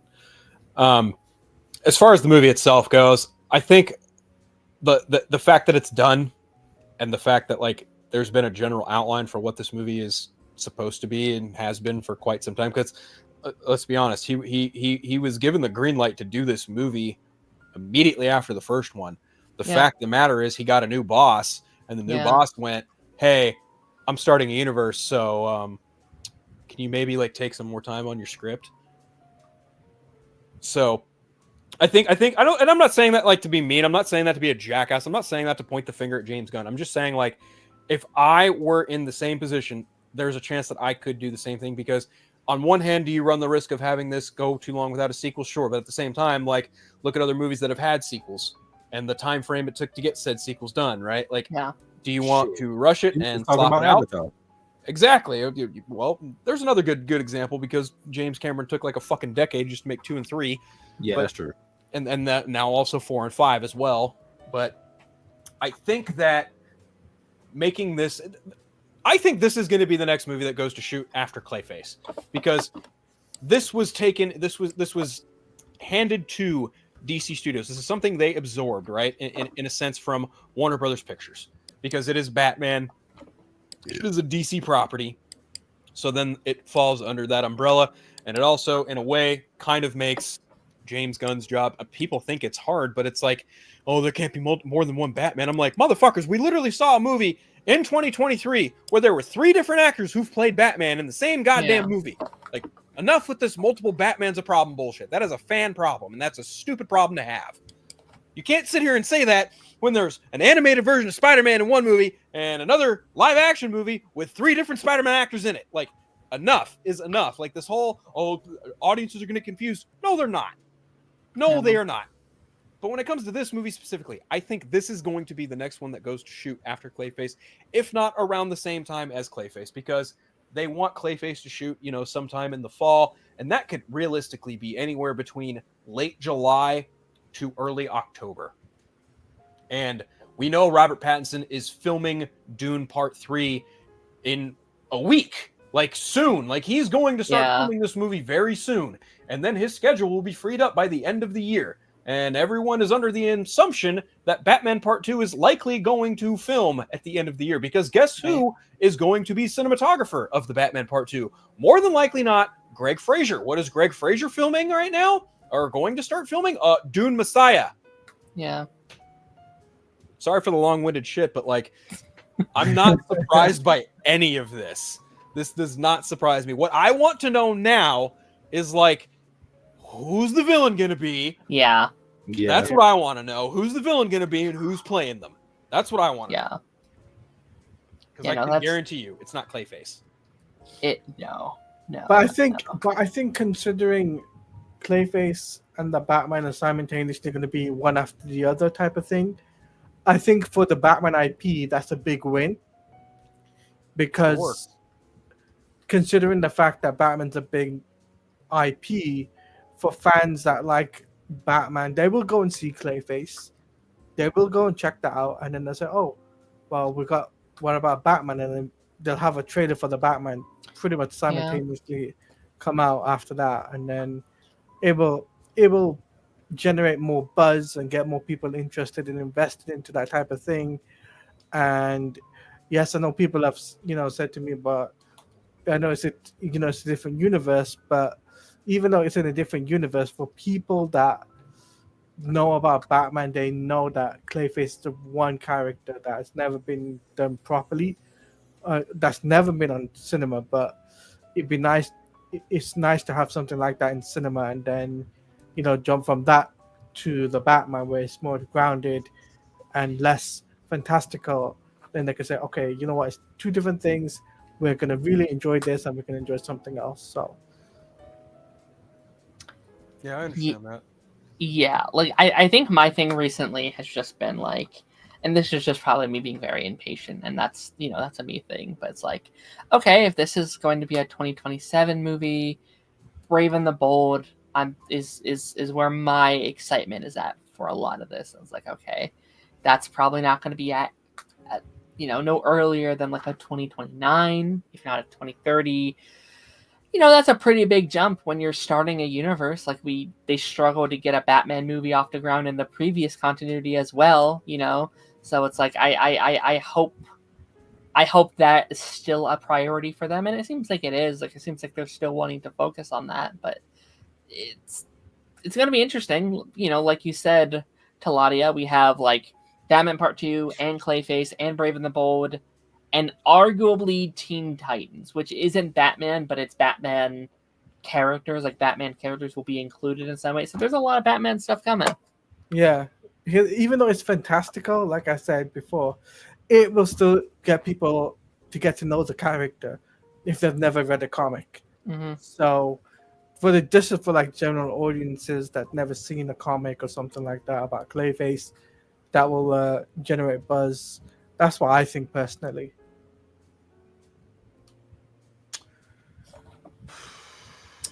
Yeah, I mean, we're in the summer of Superman, and I get it. You want to get Big Blue's house in order, to kind of quote Snyder a little bit there when he was starting out. But like, let's be honest, Batman pays the fucking bills. Yeah, like it does. Yeah, and I find it so kind of weird that James Gunn would say something kind of foolish like, "Oh, every Batman story has been told." I'm like, no, it hasn't. There's it's not. Yeah. There's fucking 80 years worth of material to feed through, dude. Like, you're literally making a movie about him and his kid that's never been done before, not in live action. Like, what are you talking about? Most of the movies that have been done don't adapt an actual story. It's just doing our own thing with these characters. Yeah. Right. I mean, case in point, that first movie with Michael Keaton, it takes elements of Killing Joke, but it is not an outright adaptation of Killing Joke. And then you've got, Batman and Robin. It takes elements of Heart of Ice, but it does not outright adapt Heart of Ice for the Mr. Freeze stuff. And even the Batman and the Dark Knight, like, they take a lot from the Long Halloween, right? But they are not straight up adaptations of the Long Halloween, which I don't know. I don't know that we're ever gonna get like a straight up live action Batman adaptation of one single story. I don't know that is ever going to happen. I don't think so either, because like, I don't know if a director would approach, the fantastical side of it, think and say, oh, why don't we do this run of a comic and put it into a one-to-one adaptation? I mean, they did get close with Batman Year One back in the day, but it never materialized. Not in live action, for sure. Like, I think animated, you've gotten pretty close. Oh no, the animated stuff is page for page. Like, it's the best stuff. Yeah. Year One, Dark Knight Returns, and I would even say to a lesser extent, Long Halloween. Yeah. Like, those three are immediately the ones that kind of come to mind of like most faithfully adapted from the comic. I mean, I kind of want to feel like I could say All-Star Superman, but even then, that animated movie takes some liberties creatively. I would say Under the Red Hood as well, but there's some differences. But I give them a pass because the animated movie is written by the same person who did the comic, Judd Winnick. Right. So, at that point, the changes are welcome because it's the same writer. So I'm fine with it. I usually prefer when they do that. Like, I'm very rarely like ecstatic when something's a page for page exact adaptation, because I feel like, well, you could have just read the comic, like, I want you obviously give the comic fan something cool, but also, like put something else in there to make it different and make it unique. And like, I think a lot of those animated movies really sell it. And I feel like in live action, I feel like I'm very rarely like love those adaptations of Batman. I like them, but I feel like I very rarely watch a Batman movie and like, that's Batman to me. That's what I envision when I see Batman. Sometimes they like nail it. Sometimes they do a great job. But so like, I'll be curious to see Brave and the Bold and to see what direction they want to go there, and like what source materials are they pulling from? Like James Gunn recently said, it's not going to be too cheesy and too silly. I hope they can find a balance because I want it to feel comic booky, but yeah, also you don't want like Michael Keaton again, right? Like I want that kind of middle sweet spot would be kind of my ideal. I want to know. I want to know who's writing The Brave and the Bold more than anything. Yeah, same. Because I definitely don't want it to be Christina Hodson. I would like to, I would put this out there. I would like to see Grant Morrison to be involved heavily on this. Like he, I think wasn't it he did that All-Star Batman and Robin, was it? Or no, All-Star Batman and Robin was Frank Miller and Jim Lee. And then Scott Snyder also did an All-Star Batman and Robin run too. Or rather, no, he only did All-Star Batman. But Grant Morrison did All-Star Superman, which is the basis for James Gunn's movie. And also Grant Morrison did Batman and Son, which is the basis for the Brave and the Bold film. Right. That's what I'm getting confused on because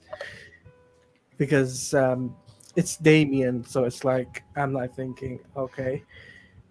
Yeah, it's really weird. Like a lot of people either love or hate Damian Wayne. It's kind of weird to me. People are like, I fucking hate Damian Wayne. I'm like, all right, okay.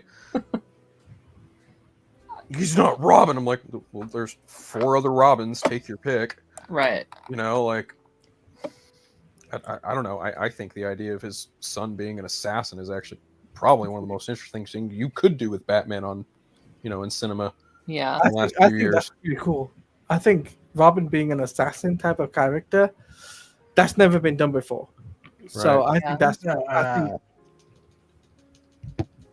don't like Damian. You don't like Damian? I'm not a fan. I tried, and I was just like, don't do anything for me. I'm good. Yeah, that's fair. I can understand that. I get you, man. Yeah, I think it can be hard to. And I'm curious to see how they adapt it because I do feel like it's a slightly harder Robin to adapt in live action. Also, most people don't know who he is. But this is a good chance for that. Then, that's true. Like introduce him to a certain way. If they do it how he was introduced, people are not going to like him. It's going to be jarring to see like Damian Wayne behead an enemy, bring it to the Batcave, and be like, "Here, Father, I brought you a present," and Batman just fucking loses his shit on him. Mm-hmm. Like, because if they do like a page for page adaptation of that, like that would happen. I don't know that they're gonna do that, but I do think that the beats of that story are probably gonna be a large basis for the movie. Like I don't know how you do a movie called Brave and the Bold, and the premise of it is Batman finds out he has a son who's an assassin.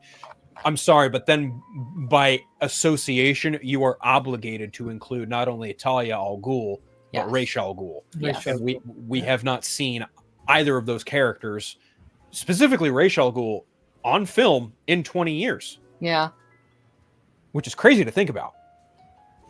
Yeah, I would not be shocked if Ra's is the villain. He's got to be. Yeah. And there's actually a really great story there where they fucking kidnap Kirk Langstrom and turn the League of Assassins into fucking giant man bats. Mm-hmm. And I feel like there hasn't been I like that version of him, but I'd argue he wasn't the greatest adaptation of Ra's. Same goes for the Arrowverse. I liked it, but it wasn't a great adaptation. So this is their chance to do a really good one, to really put their stamp on Ra's al Ghul as a character. It's also such a big DC character that introducing him now, it's he'll be around for the next 10 years because he's such a massive character, I feel. Yeah. Yeah, no, I don't disagree. Absolutely. All right, we have another super chat here, and then we have one final topic to go over for the stream. Cameron with a little bit of a random super chat here, but I respect it. Did everyone like Coming to America too? Never watched it. It's okay, I thought. It's okay, but not as bad than the first one, in my opinion. I like the first one more. Yeah. Yeah. The second one was whack. Never watched it. Was there a reason you asked that, Cameron? Because it's been out for a while. Did you just recently watch it or something and wanted to hear our thoughts?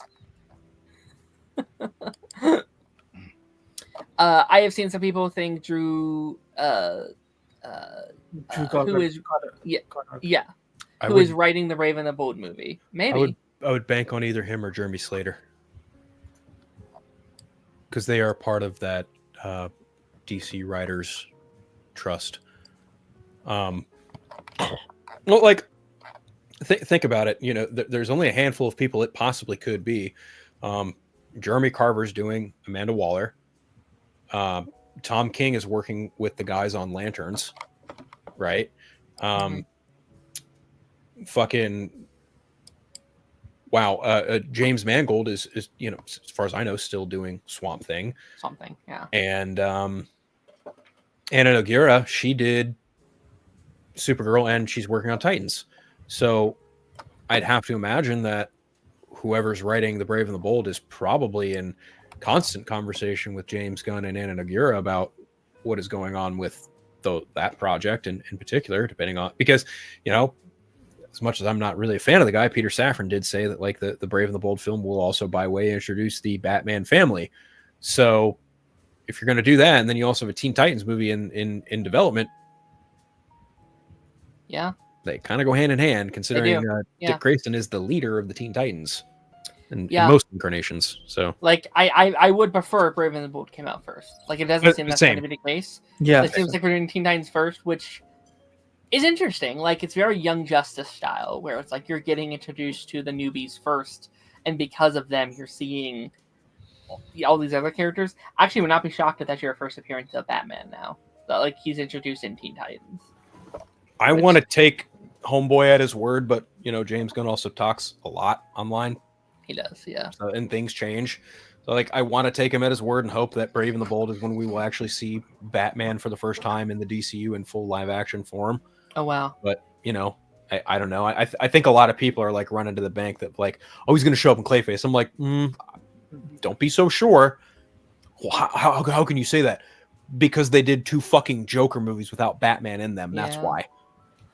It'd be cool to see, like, we've talked about this previously, Phil, but, like, he's around, but we don't actually see him. Like, like he's a presence. He's this shadow. He's this, like, people know about him. Like, he's, like, running away from Batman, but we don't actually see. We see Batman, but not Bruce Wayne, which I think could be kind of fun if they wanted to go. I think you can get away with something like that, but again, I'm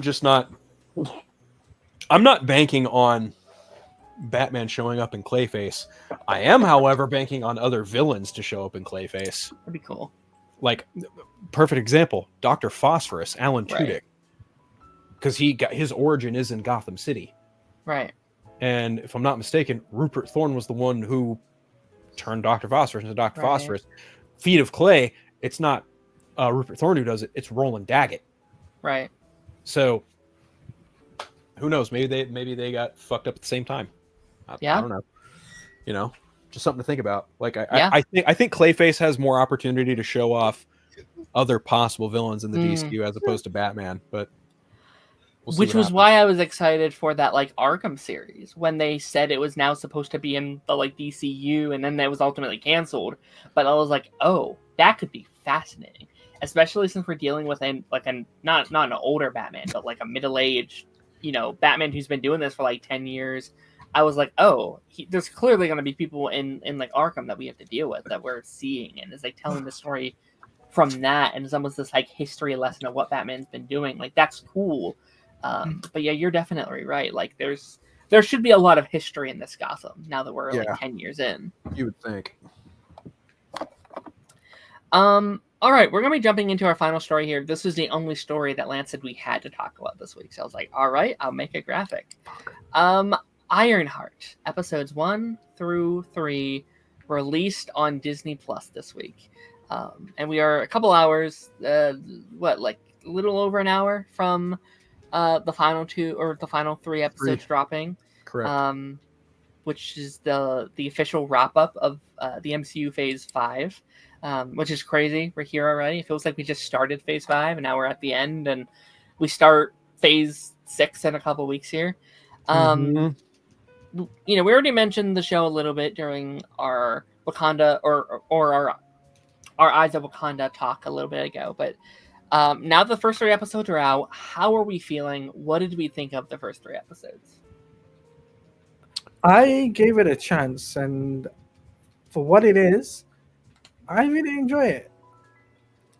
Like, it's different, yes, but for a show on its own merit, it's very unique to compare to something else that I've seen in something that is to that caliber in a TV show. But definitely recommend people checking it out, giving it a chance on its own merit. It doesn't have to be connected to anything else. Just watch it.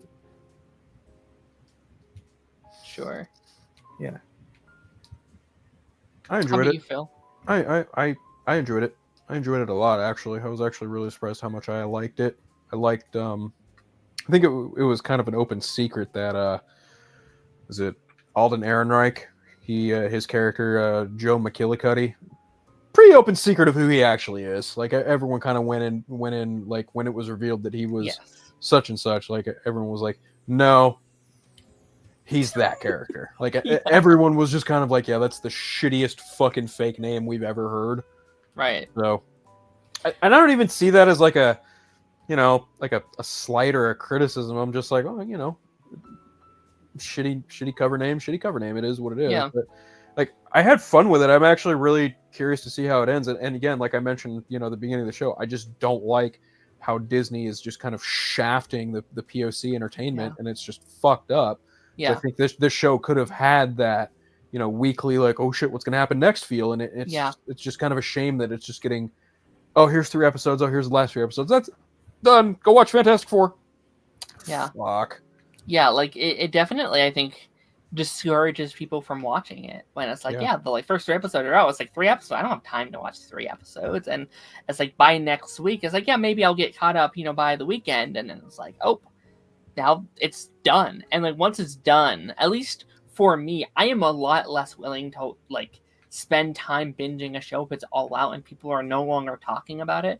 Like I'm way more willing to be like, oh, I'm going to start the show because all my friends are talking about it and it's this weekly conversation. It's just done.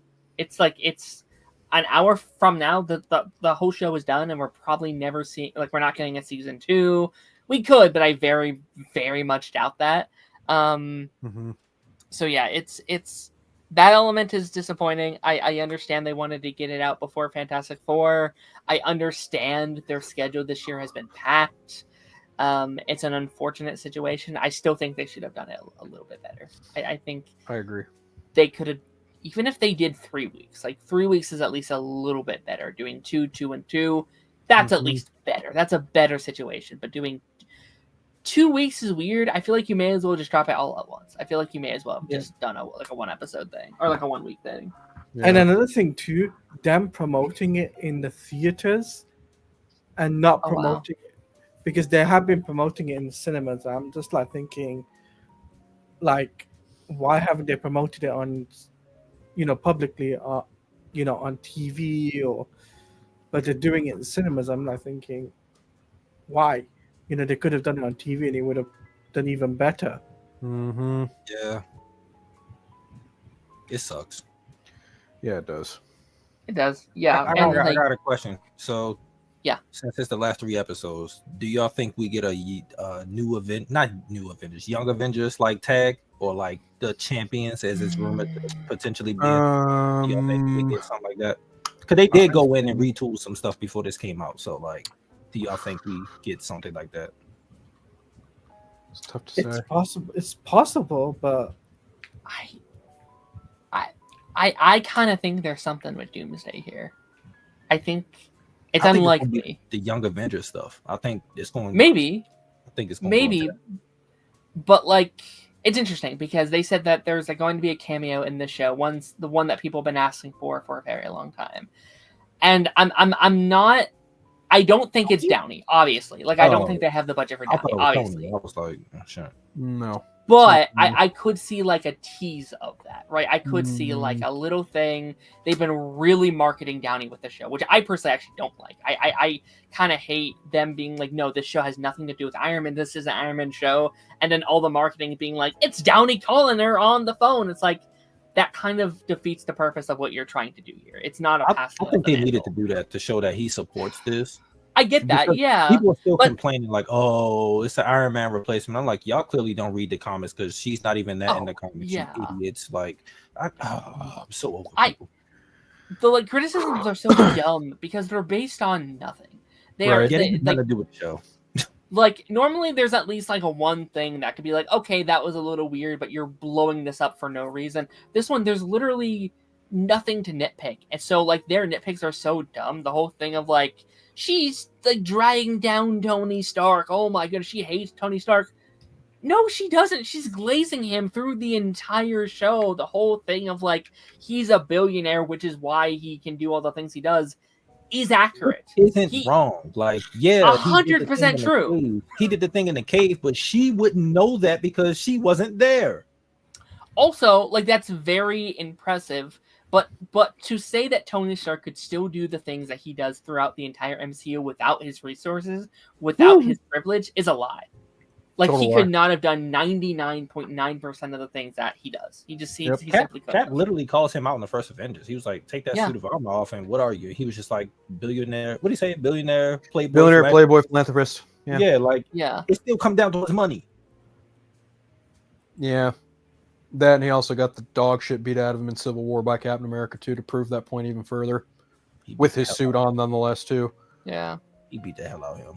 He fucking whooped his ass, and it was glorious to watch that. It was glorious. Don't get me wrong, I like Iron Man as much as the next guy, but I'm Team Cap all I am too. I think he needed that ass whooping in that, because I'm like, dude, 100%. Like, I get you're pissed, but like, Steve just now finding all of this out, like about Bucky and trying to save him. Go give that energy to Nick Fury. He knew this whole time too. Why you mad at him or Natasha? Like, why you don't got that same energy for them? Like, you just had it for Steve? Like, nah, bro. He killed my mom. Okay, well, now you're about to get your ass beat. Which is something they just found out. Right. Yeah. Like, I don't think Steve knew for, like, years. Like, these all take place a few months apart. Like, I don't think he knew for a long period of time. And even when he started looking into Bucky. The earliest he could have known. Dumbass created Ultron, and that whole thing happened. So, like... The earliest he could have known is when Black Widow dumped all the information from S.H.I.E.L.D. on the internet.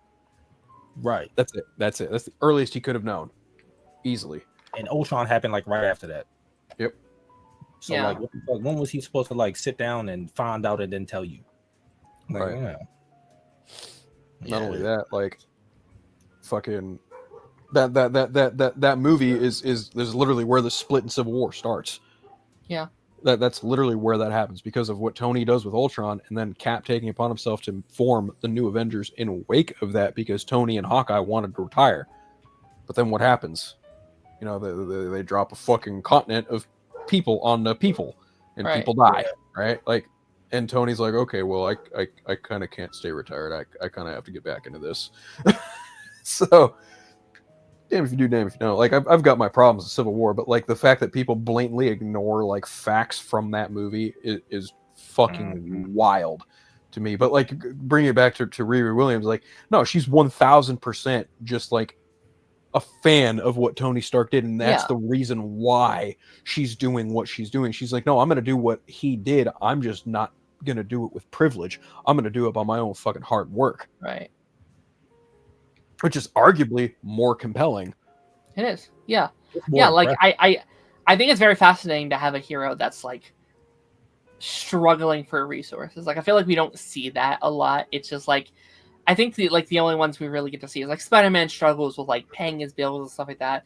But like, this is like, what if Spider-Man struggled to pay for his own like web fluid? You know, like, I think that would be the like equivalent here of like, heroes have a hard time doing what they're going to do because they don't have money, they don't have, you know, rich parents, they don't have all this various stuff. And I think that's very fascinating, and I think there is like a really good story here about like Why is she doing what she's doing? And I think on face value, it's like, yes, she respects Tony Stark, but like I really like the line a lot where it's like, I could build anything in the world, but no one would pay attention because everyone loves these suits. But if I build this, people will pay attention to what I have to say.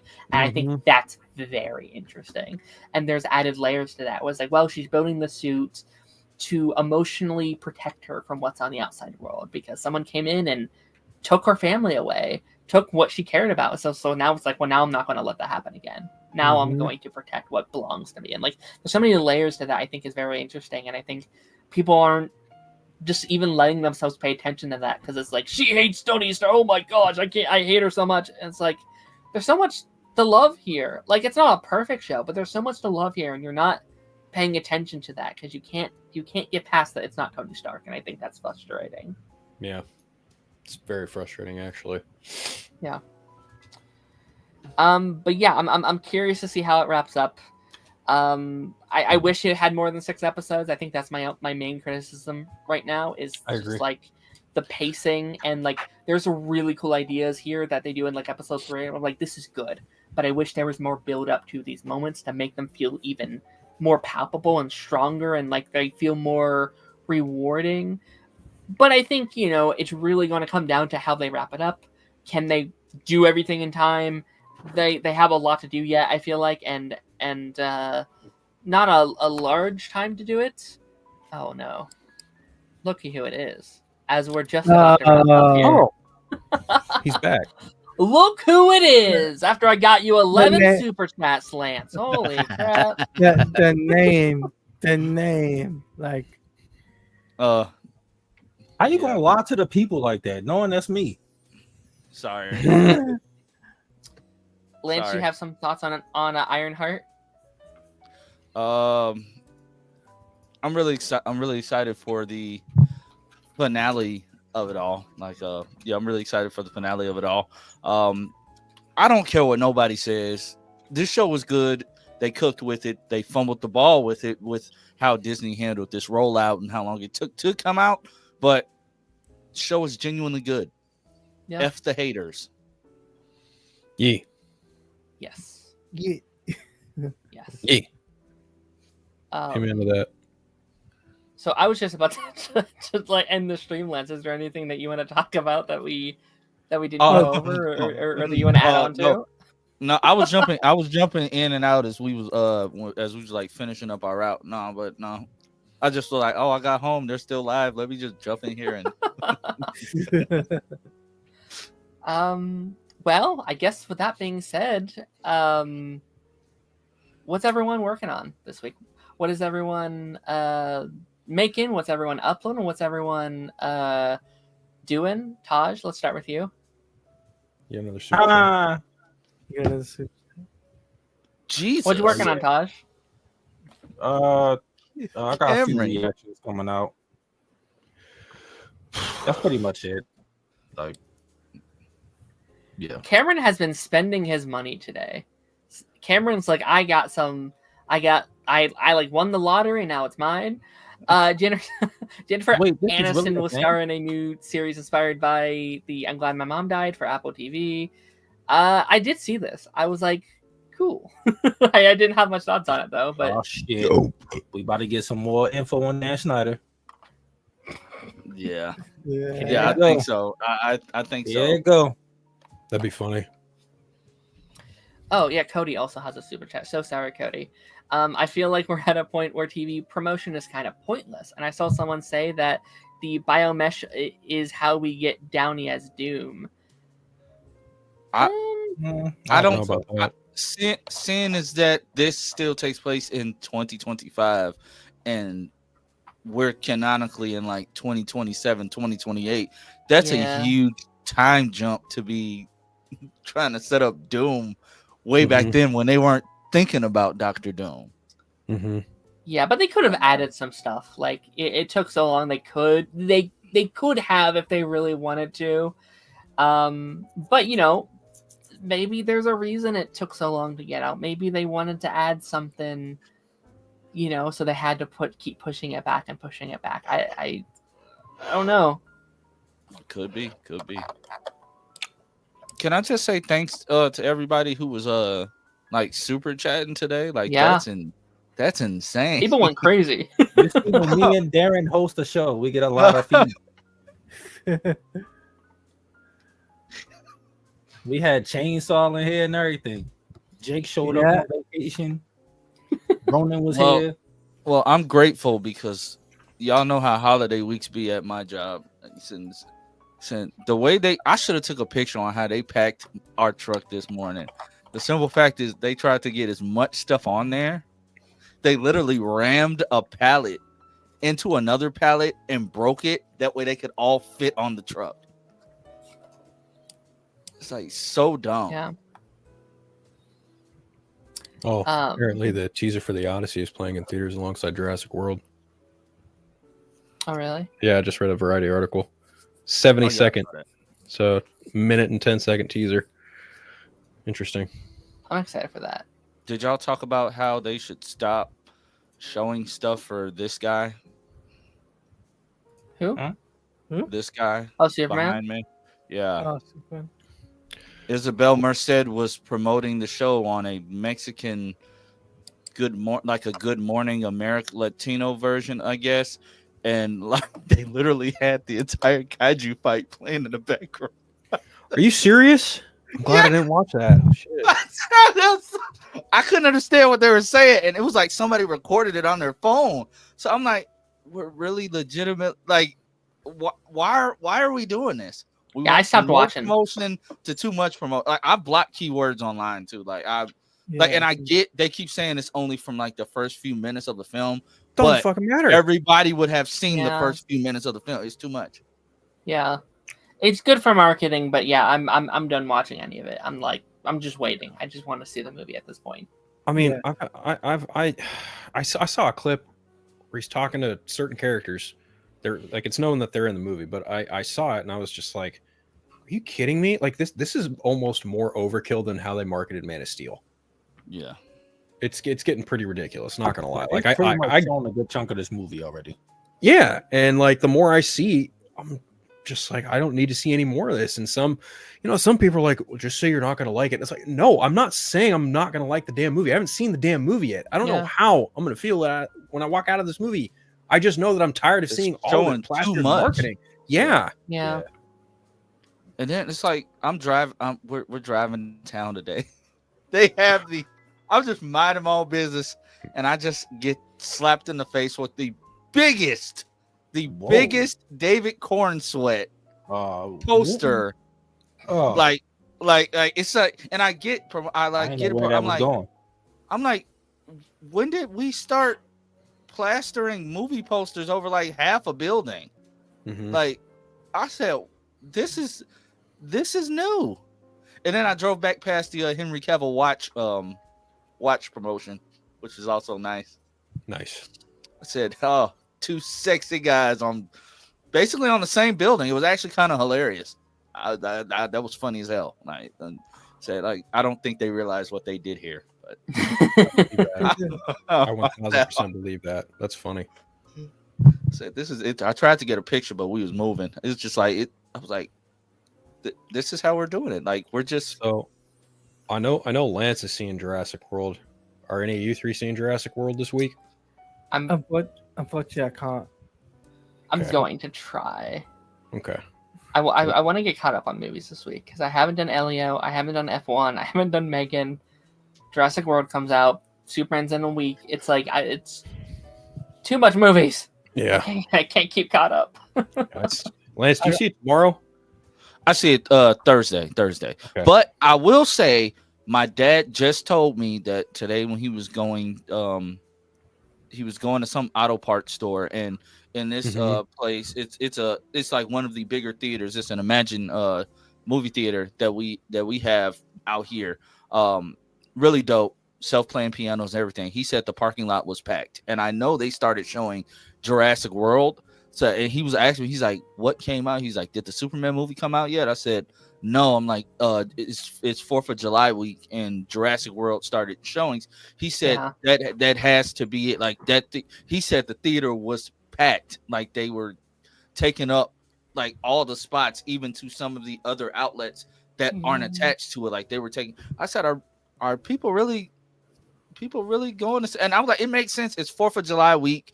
Some people are off of work. Of course, they go see the one big blockbuster that's out right now. The Dino movie. Yeah.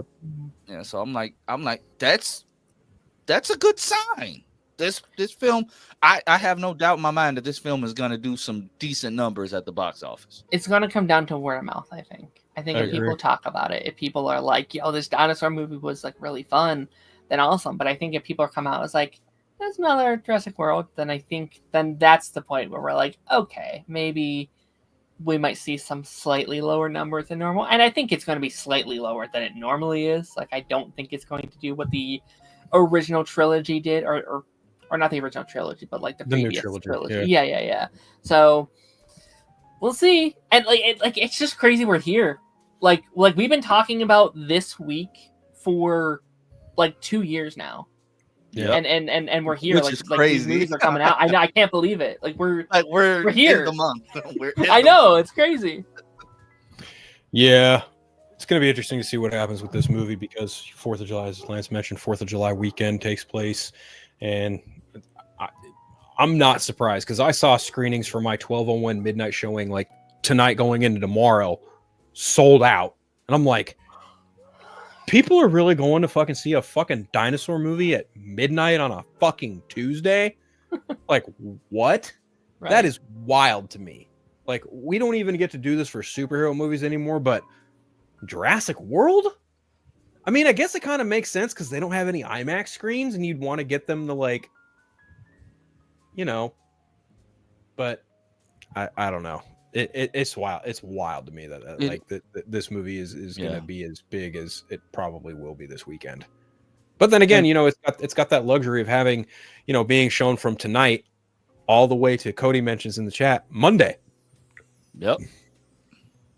And Phil, you know, it's crazy that you said that. Like, thinking back when me and my wife first got married, like we were always like going to like on movie dates or whatever, but we weren't really doing the midnight showings, you know, like the preview night showings. We weren't doing that because we were just dating. Like my mom wasn't going for that. Like no, we're not going to no movie late at night. So when we got married, we would start doing that. Like the BVS one, BVS, Justice League, Dog, and this is before you reserved seats at every single theater. So we bought the tickets and had to get there early. I missed the days when theaters were packed out. I remember going to see Logan. I remember going to see Logan. Theater is the biggest theater. It's packed out. I miss having to crawl over people that have to try to find a seat. Like it don't matter where you're sitting at. You know the theater's gonna be packed. Like, yeah, the pandemic killed that momentum for films. I just miss those. I'm glad you can reserve your seats, but I miss being in a packed theater. Like Spider-Man: No Way Home. Yeah, cool. That was a great experience. Even Godzilla versus the Godzilla versus Kong movie that came out during COVID and Suicide Squad. Those, even though you had you could only get a few select seats, they still had a decent crowd in them, and that was kind of giving me the feeling back. But once we got to No Way Home, I'm in a packed theater full of fans. That's how I want to watch movies. I miss that feeling, and it sucks. Yeah. My No Way Home screening, it was on opening night. I think it was Friday night, 8 p.m., 5 people in there, and I was so devastated. I was so sad because I wanted a whole pack of people. Matt Murdock showed up. Crickets, not a single. I was the guy that was like, yeah, oh shit, no one's screaming. I gotta be quiet. I think there's only been 2 movies that I've had packed for since Endgame, which was Barbie, which was really cool, and then unfortunately Minecraft is unfortunately the most packed I've ever seen a theater, like next to Endgame. That was my worst theater experience of all time, because almost every seat was taken with just the most annoying people you've ever met in your life. Let me guess, they threw popcorn. Oh, yeah, they did. Yeah. I mean, like, not as bad as some of the people I've seen online, thankfully. They were at least a little respectful, but every time they would say a keyword, they would jump up and cheer. So, you know what's funny? Minecraft is actually the top grossing movie from the state, because there is one movie that has made over $1 billion. It's called Neza 2. I think it's from China. Yeah, it's from a foreign market. Yeah, but yeah, that movie has cleared $1.8 billion worldwide. Outside of that, the next highest grossing movie is a Minecraft movie, sitting at $954 million, and Lilo and Stitch is very, very close to it at 947.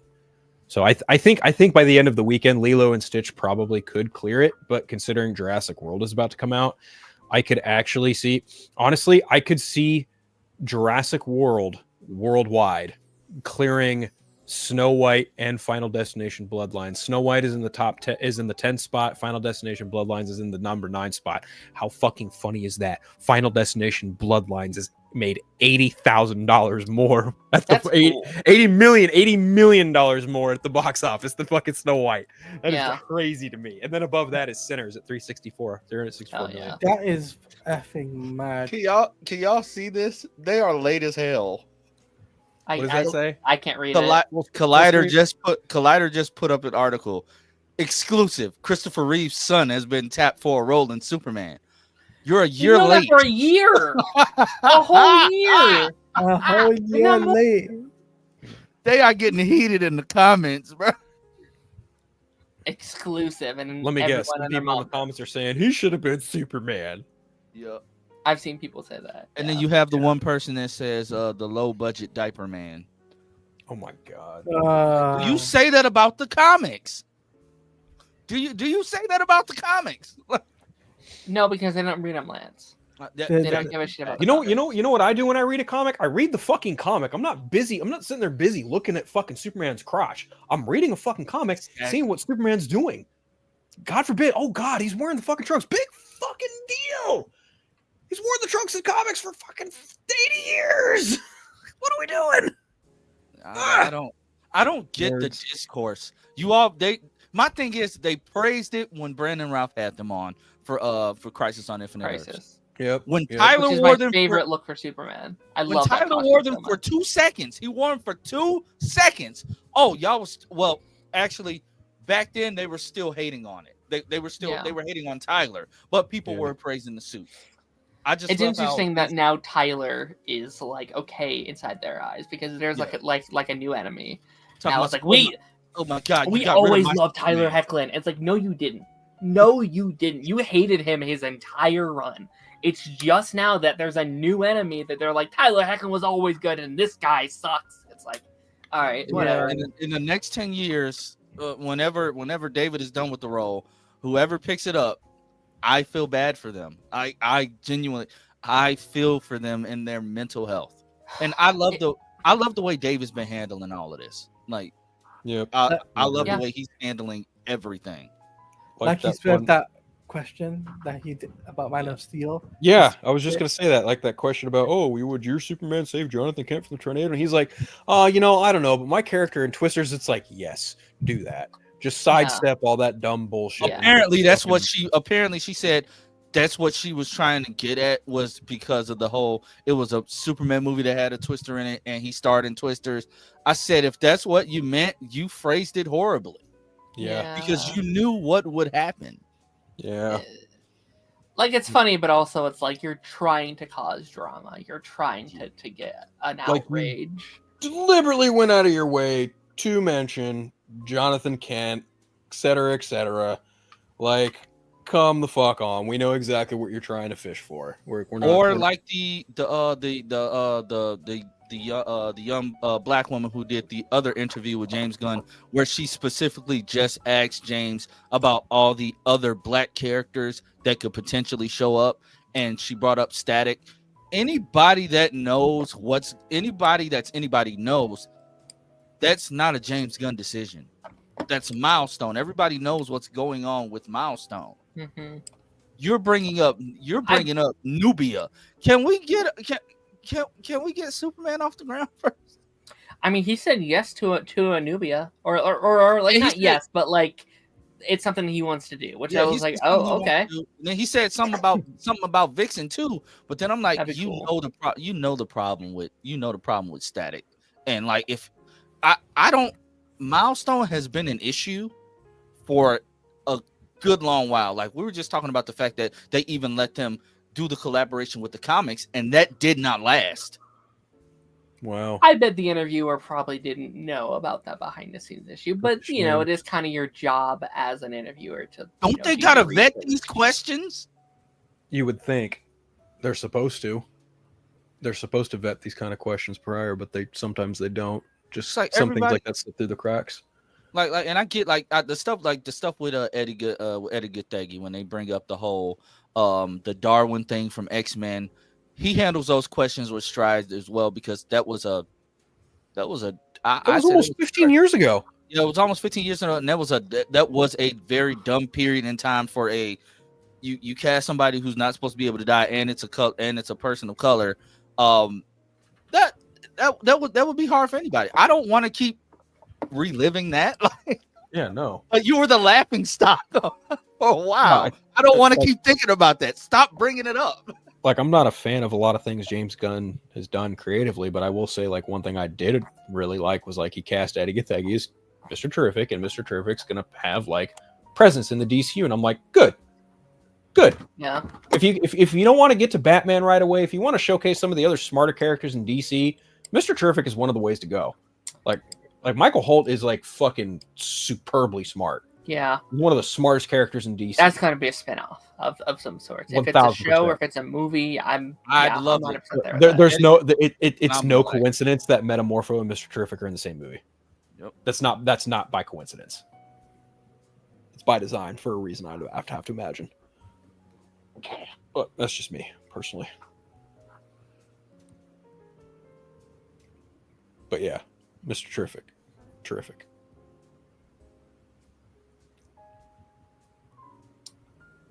You want me to wrap it up, Lance? Yeah. Okay. I didn't want to rush you. I mean, I thought I'm just vibing to the music. Oh, okay. Dalton, you're just quiet because I cut you off. My bad. While you are not wrong.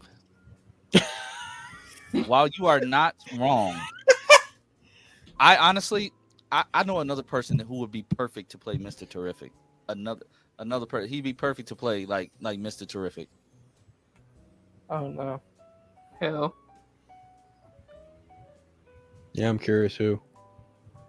Ah! There you go. I was scared. Shit, they should have cast me. I'd have had a better haircut than that.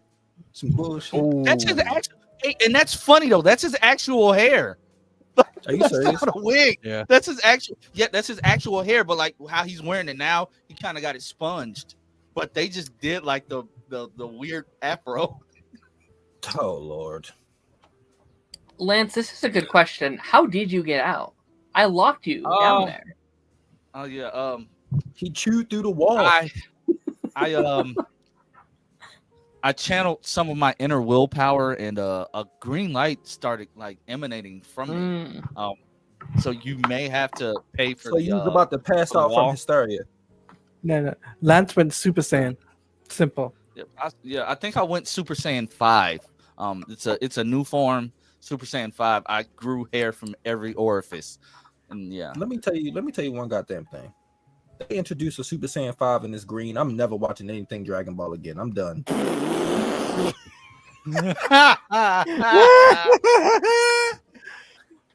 I got a question. Yeah. If you guys could be anyone in the DC universe, who would you be? The Flash. Everybody knows that was going to be my answer. Darren's like, fuck you. You took my answer. No, you have to eat too much. I don't know if I'd want to be the Flash. I don't know. Green Lantern would be pretty cool. He has some pretty cool powers. Which Green Lantern? What do you mean? Doesn't matter. He just gets fuck powering. Yeah, I mean, Hal is fine, I guess. Hal Jordan's fine. At least it wasn't Guy Gardner. I thought about it just for the like shits and giggles. Ooh, wait. Before we go, Phil, did you hear that we're not just getting old Hal Jordan in that TV show? Like we're gonna be like they've apparently cast for a younger version of him as well. Like we're gonna see his actual like story, like flesh out. You know who I want to be in the DC universe? Who? Mr. Miracle. Hal Jordan. Mr. Miracle. Is it because you want to sleep with Big Barda? Yes! I knew you'd get it. Yes! Figured. Bro, I cannot wait. He has to be brought to live action. Like, I can't wait to see how they handle that. I hope so. I'd love to be Aquaman. I think that'd be sick as hell. You want to talk to fish? Well, you want to. Yeah, I mean, I'm king. I have a beautiful wife. I was gonna say, like, you're married to Amber Heard. Well, well, we can recast that one. Wait up, like, hey, that's gonna be.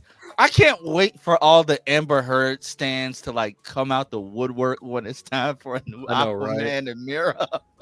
I mean, don't get me wrong, I liked her as Mira, but I'm not like on the defense train like I was a couple years ago. That's for damn sure. Like, it's gonna be hilarious, like to see a new Aquaman and see what Jason Momoa says about it. Like, I mean, he's good. Like, he's got his character. He is. I think for me, I would be Superman, considering I got the glasses and the haircut. Okay, I'm changing my answer. I want to be Mr. Mix-a-Pitler. I want to be Batmite. That tracks. Batmite. Wait, knowing James Gunn, we're gonna get a live action Batmite, aren't we? Probably. Of course, Dalton, bringing back that JLU romance. I love it. Wait, what about you, Taj? Taj, who would you be? I don't know. He's the Black Wally West, Ace. The fuck? No, I wouldn't. He's fast. I don't give a damn. What they got to do with me? Jon Stewart. Yeah. I wouldn't even want to be Jon Stewart.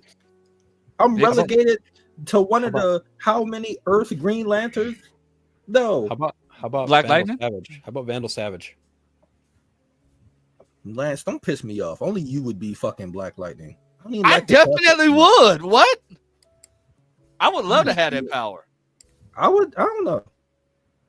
Wait, Maddie has a very good one. I would. He would be. I could be Eobard. Are you serious? Yeah. You're my biggest. If I get to kill Lance, then yeah. Wow. No, I got a good one. I got a good one for Patch. I would be Batwing, Luke. I wouldn't want to be Luke Fox either. I'll be Nightwing though, just to sleep with a whole bunch of women. What about Jace Fox? You could be the Black Batman.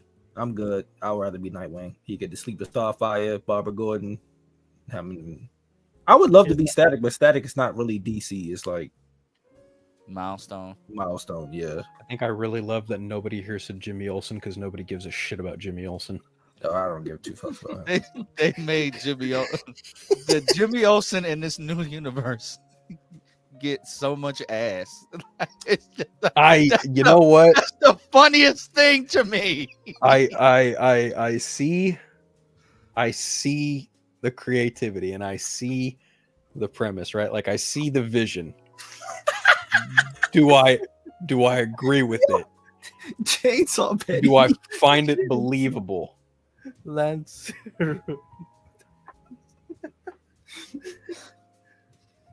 All right. I'm to end the stream there, fellas. I'm sorry. Claudia, where can we find you? You gotta go way off track earlier. Okay. You guys can check me out, Claudia Plays. I have just recently uploaded my Marvel Rivals reaction video to season 3, where they're bringing Blade and Jean Grey Phoenix to the game. Let me tell you one goddamn thing. That's OP as hell. It's already OP with Ultron in the game. It's ridiculous. Yeah. They need to patch that dude. Well, he's coming to the game. I'm excited. I'm pumped. Omega says, yeah, glad I slept through this stream. That's funny. How about you, Phil? What you working on? My meat. Cranking my hog. Well, it was a great episode. Not much, honestly. I mean, I see Jurassic World on Thursday, so that's cool. Friday Phil on Friday, obviously a special holiday stream because it'll be 4th of July, and then I mean, Council tomorrow. I'm sure I'll probably be there, being full mayhem like I normally am. Chaos Engine, no big deal. Absolutely. Starting a bunch of shit, Nothing new As there. always. As always. Lance, what you working on, buddy? What's the plan for the week? He's got Power Rangers. Working these but nuts. Not this week. We're taking this week off. I don't know when I'm gonna have time to actually sit down and do my review for Ironheart's last few episodes. But I do have that review plan to come out and a Jurassic World review plan to come out sometime this weekend. And instead of like Party Nation, it's gonna just be a mini stream on Monday. Probably just go live for an hour, do an AMA. You know, anyone is welcome. It's gonna do that because on Tuesday I do this. Jesus fucking Christ. The fuck does that mean? Means he's looking up. In this shit. Let's go. And on that note, it's morphing time. What would Taj do with Ranger Nation is pushed back by a week, guys, because Taj doesn't have time for us on Sundays. Taj has a hot date on Sunday. Bro, we didn't see you on Father's Day. Why? Because you decided to have kids. Don't try to come at me like I'm just choosing not to be there. I got a family thing to go to. Jesus Christ. Taj has been like the most consistent out of the three. Right.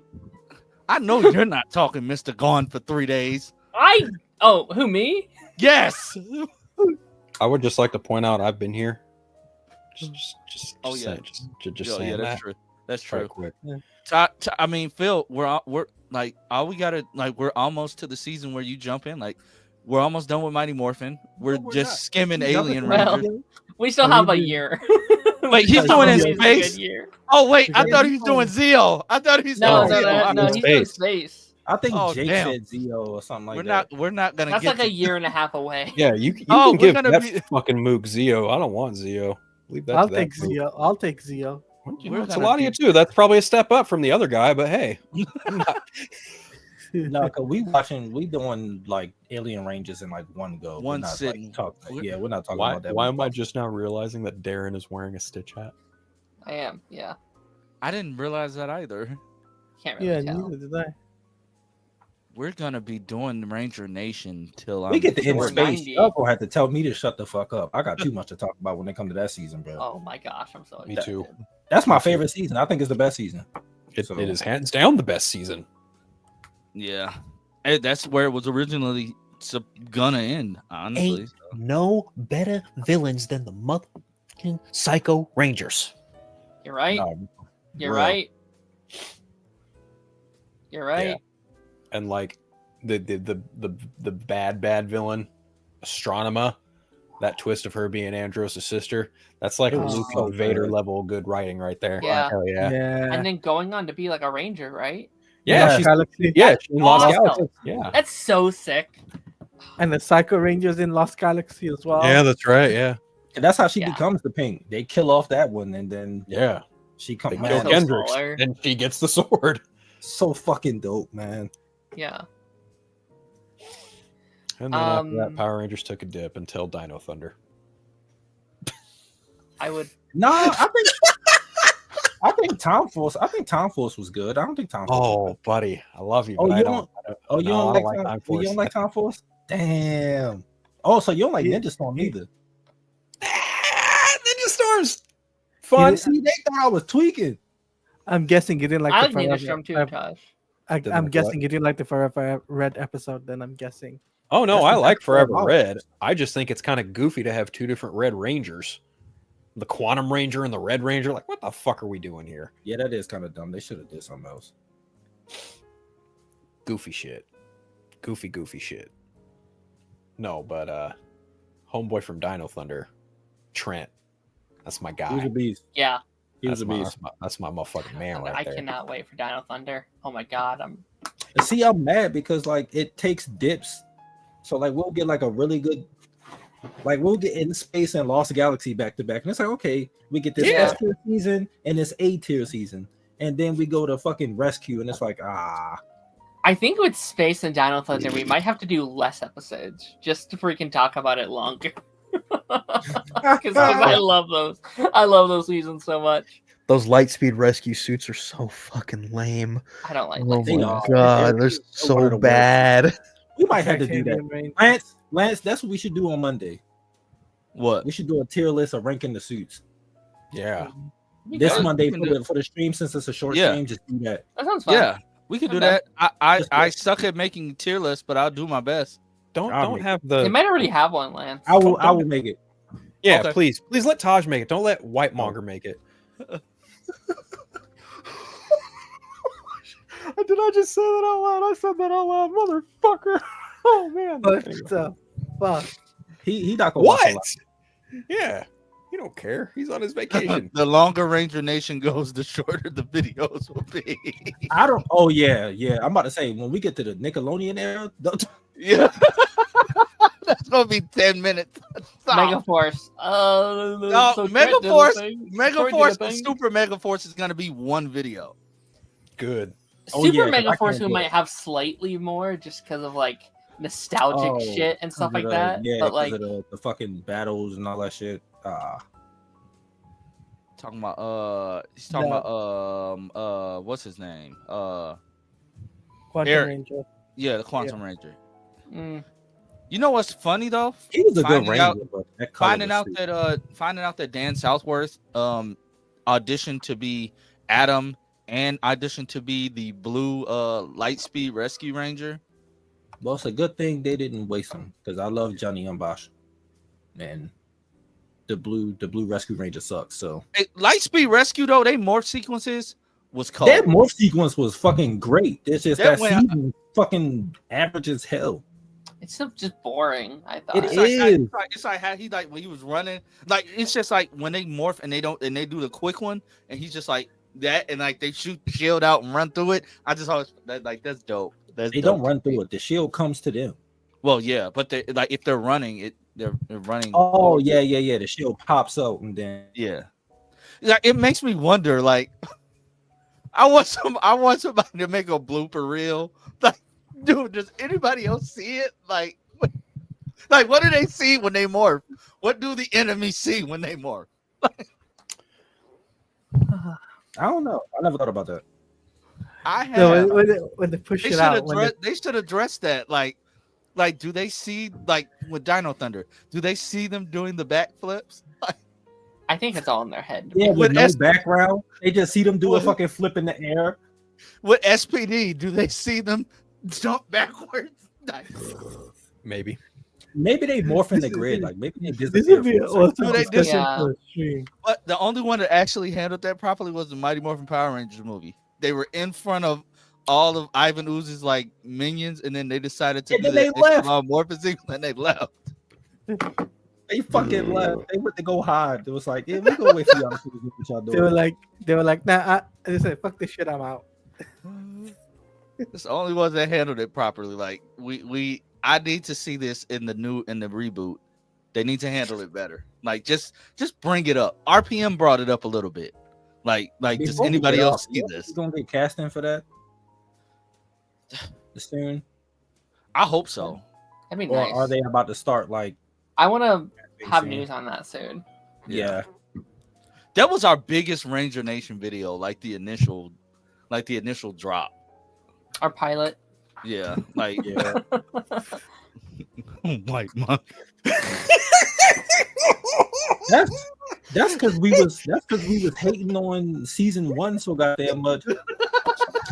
So they was probably like, we're not watching these videos, and y'all just hating on them.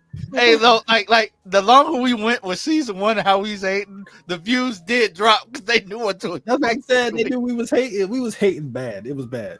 Oh, like I was looking at the analytics. I said, "Dang, like we gotta stop trash talking." I saw something disrespectful. Keyblade, you said SPD was just okay. Yeah, you tripping? SPD. Haven't done it yet. Haven't done it. Hey, he is Taj react. I gotta make him react. Just saying. All I'm gonna say is we had a racist ranger in SPD. We had a racist ranger in SPD, but he became an ally by the end. Sky was definitely a racist. He was racist and sexist. Yeah. There definitely has to be more than one, right? There's definitely more than one racist. That's the only one that I know of that was that blatantly bad. Like, he didn't even respect the dog at first. Like, Sky was a genuinely horrible person. He was. He sucked. Like he was terrible until he realized like Jack's just trying to be your friend. But also like Jack did come in on like that like black privilege energy. So it was terrible. Bro, he got the Red Ranger powers because he actually cared about people. Sky ain't care about nobody. So the fuck. Yeah. And Sky is a terrible Red Ranger. Okay, so I'm not wrong. When we talked about this yesterday, I said the Disney era wasn't like just straight up goated. We got people saying SPD was just okay, or SPD was a waste of time. So Ninja Storm was just in. No, Ninja Storm is goated. I like Ninja Storm a lot. They had the best Green Ranger outside of Tommy. Fuck, they didn't. I said outside of Tommy. Cam is cold. Cam didn't deserve to be a Ranger with his bitch ass. Fuck him. I can't stand Cam, bro. All he did was complain and belittle the other Rangers the whole time, and then get rewarded to be a fucking Ranger, bro. You ain't deserve that, bro. Get the fuck out of here. That's cool. He can leave. You made him. I fucking hated Cam, bro. Well, I was about to think it. What?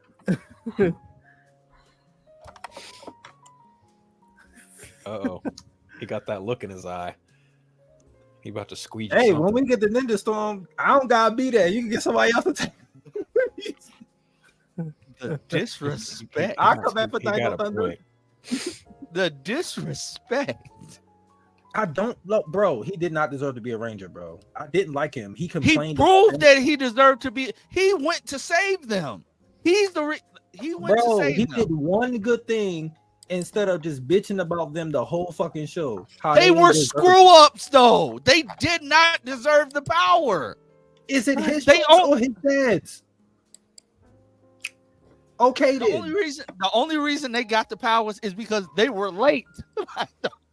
Yeah, and everybody else got fucked up, and that ain't their fault. They had lives outside of going to Ninja Academy. They had jobs.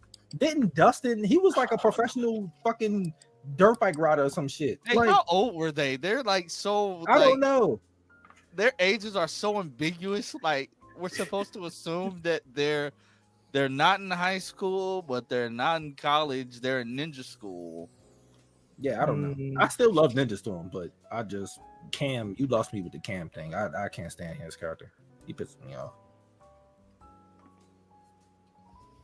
At least Wild Force wasn't bad. I hate Cole. I hate Cole. He cannot act. He's go to prison. Max is a yes. Well, you can't say he can't act because he was a beast as Decker, so you can't lie and say that. He couldn't act in that either. I hate the way he talks. He was good as Decker. No, he wasn't. That was the best part of Samurai. Max was ass. Like that actor is like terrible. I got tired of how the dude that played. Yeah, I got tired of how the dude that played Danny could not say Iron Bison. He always called himself the Iron Bison. Like, dog, you can't say iron. Like that pissed me off for some reason. I'm not gonna lie, the Wolf Ranger sucked too. Like after Merrick is goated. Stop. No, he's not, bro. No, he's not, bro. After he became good, bro. Like, no. Put your earphones back on. After he became good, he lost all that sauce. No, hell no. That's what happened. Everybody loses their sauce though. No, they don't. Tommy still had his sauce. In fact, he got more. Then we get Jason. Tommy was getting his ass whooped. Tommy was getting his ass whooped when he came back. As the Green Ranger, because they barely had footage. That don't count. That's not fair. The White Ranger, he was beating 3 monsters by himself. That's sauce. Jason came back as the Gold Ranger. He had sauce. I mean, Cameron, if you want to join Megaforce, that's like one short video. How old are you? You gotta be like 18 and older. We can't have no kids. Yeah, you gotta be like 18 and up. Like I ain't trying to get no trouble. Yeah, we barely tolerate Draven over here. Message me on Discord. Are you following me on Twitter? Instagram. Yes, but in like 8 years, because we're not getting to that show in a long ass. Just message me on. Oh, just turned 21. Okay, cool. Okay, cool. Message me on one of the on Twitter or Facebook, Instagram, whichever one you prefer, and we'll before we get off, Tony asked us. Well, he said Disney, but I'm pretty sure he meant Disney. But what are the Disney seasons you guys like? Not like he says. Not like you guys not like. Oh shit! Operation Overdrive. Yeah. Jungle Fairy. I don't care for that. I like Jungle Fairy. No, the theme is great. Don't get me wrong. Jungle Fairy's theme is great. I like Jungle Fairy. I don't care. I don't really care for that much. He's trying to run my blood pressure up. Lance, why are you getting mad? I told you this yesterday. I know, but you just reminded me. I got mad yesterday. What is it? Mystic Force is average. I hate Nick. Nick is the worst Red Ranger. Like Nick is the worst Red Ranger. Nick is a bitch. I'm sorry. Nick is a bitch. He's down there with like Troy and stuff. Like he's terrible. I'm looking at this. I've only seen 2 of them. No, 3 of them. Sorry. I've seen Ninja Steel, Dino Thunder, Jungle Fury. I haven't done SPD, Mystic Force, Operation Overdrive, or RPM. Operation Overdrive was like a fucking mouthful. That shit is whack. It's one good episode and it has nothing to do with the current Rangers of that team. They had so many villains. They did. They had like a new named villain like almost every few episodes. It was like, what the fuck are they doing in this show? Their villains are legitimately villains of the other villains. We literally made this into a Ranger Nation prehab. We did. I didn't mean to. Yeah, like I ain't mad at it. This is a whole separate bit. Thanks, just like Darren, clip it out. Yeah. Darren, thanks for the Ranger Nation video. Cody. I think there are good things about Jungle Fury. I think as a whole, I'm just not the biggest fan of it as a whole. I hated Theo. I didn't like whatchamacallit at first until I rewatched it. I didn't like RPM. I thought that shit was whack as fuck at first. And then I went back. I said I went back and rewatched it. And the then I've seen from that Lance about to fucking have a heart attack. Calm down, sir. Damn. The reason why I didn't like it at first is because when I first started asking about it, people was like, yo, what's your favorite season? I was like, In Space. They was like, it's like that. It's that good. So I went into it with high expectations and it didn't meet my expectations. I was like, oh, nah. Some of these Rangers are annoying. This nigga keep talking about he's Scottish. Like, no, get the fuck out of here. That's the meme I've seen over and over again. I'm Scottish. Bro, nah, bro. And what are you? I'm Scottish. Like, they had some of the best actors on that. Like, this was like the best. They had the best actors in RPM. As a Ranger group, like the best series with actors, yeah, they had the best.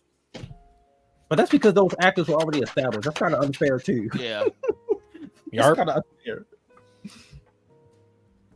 But yeah. Oh, just to make Lance sad again, I am not going to Comic-Con this year, but I will be in Southern California that weekend.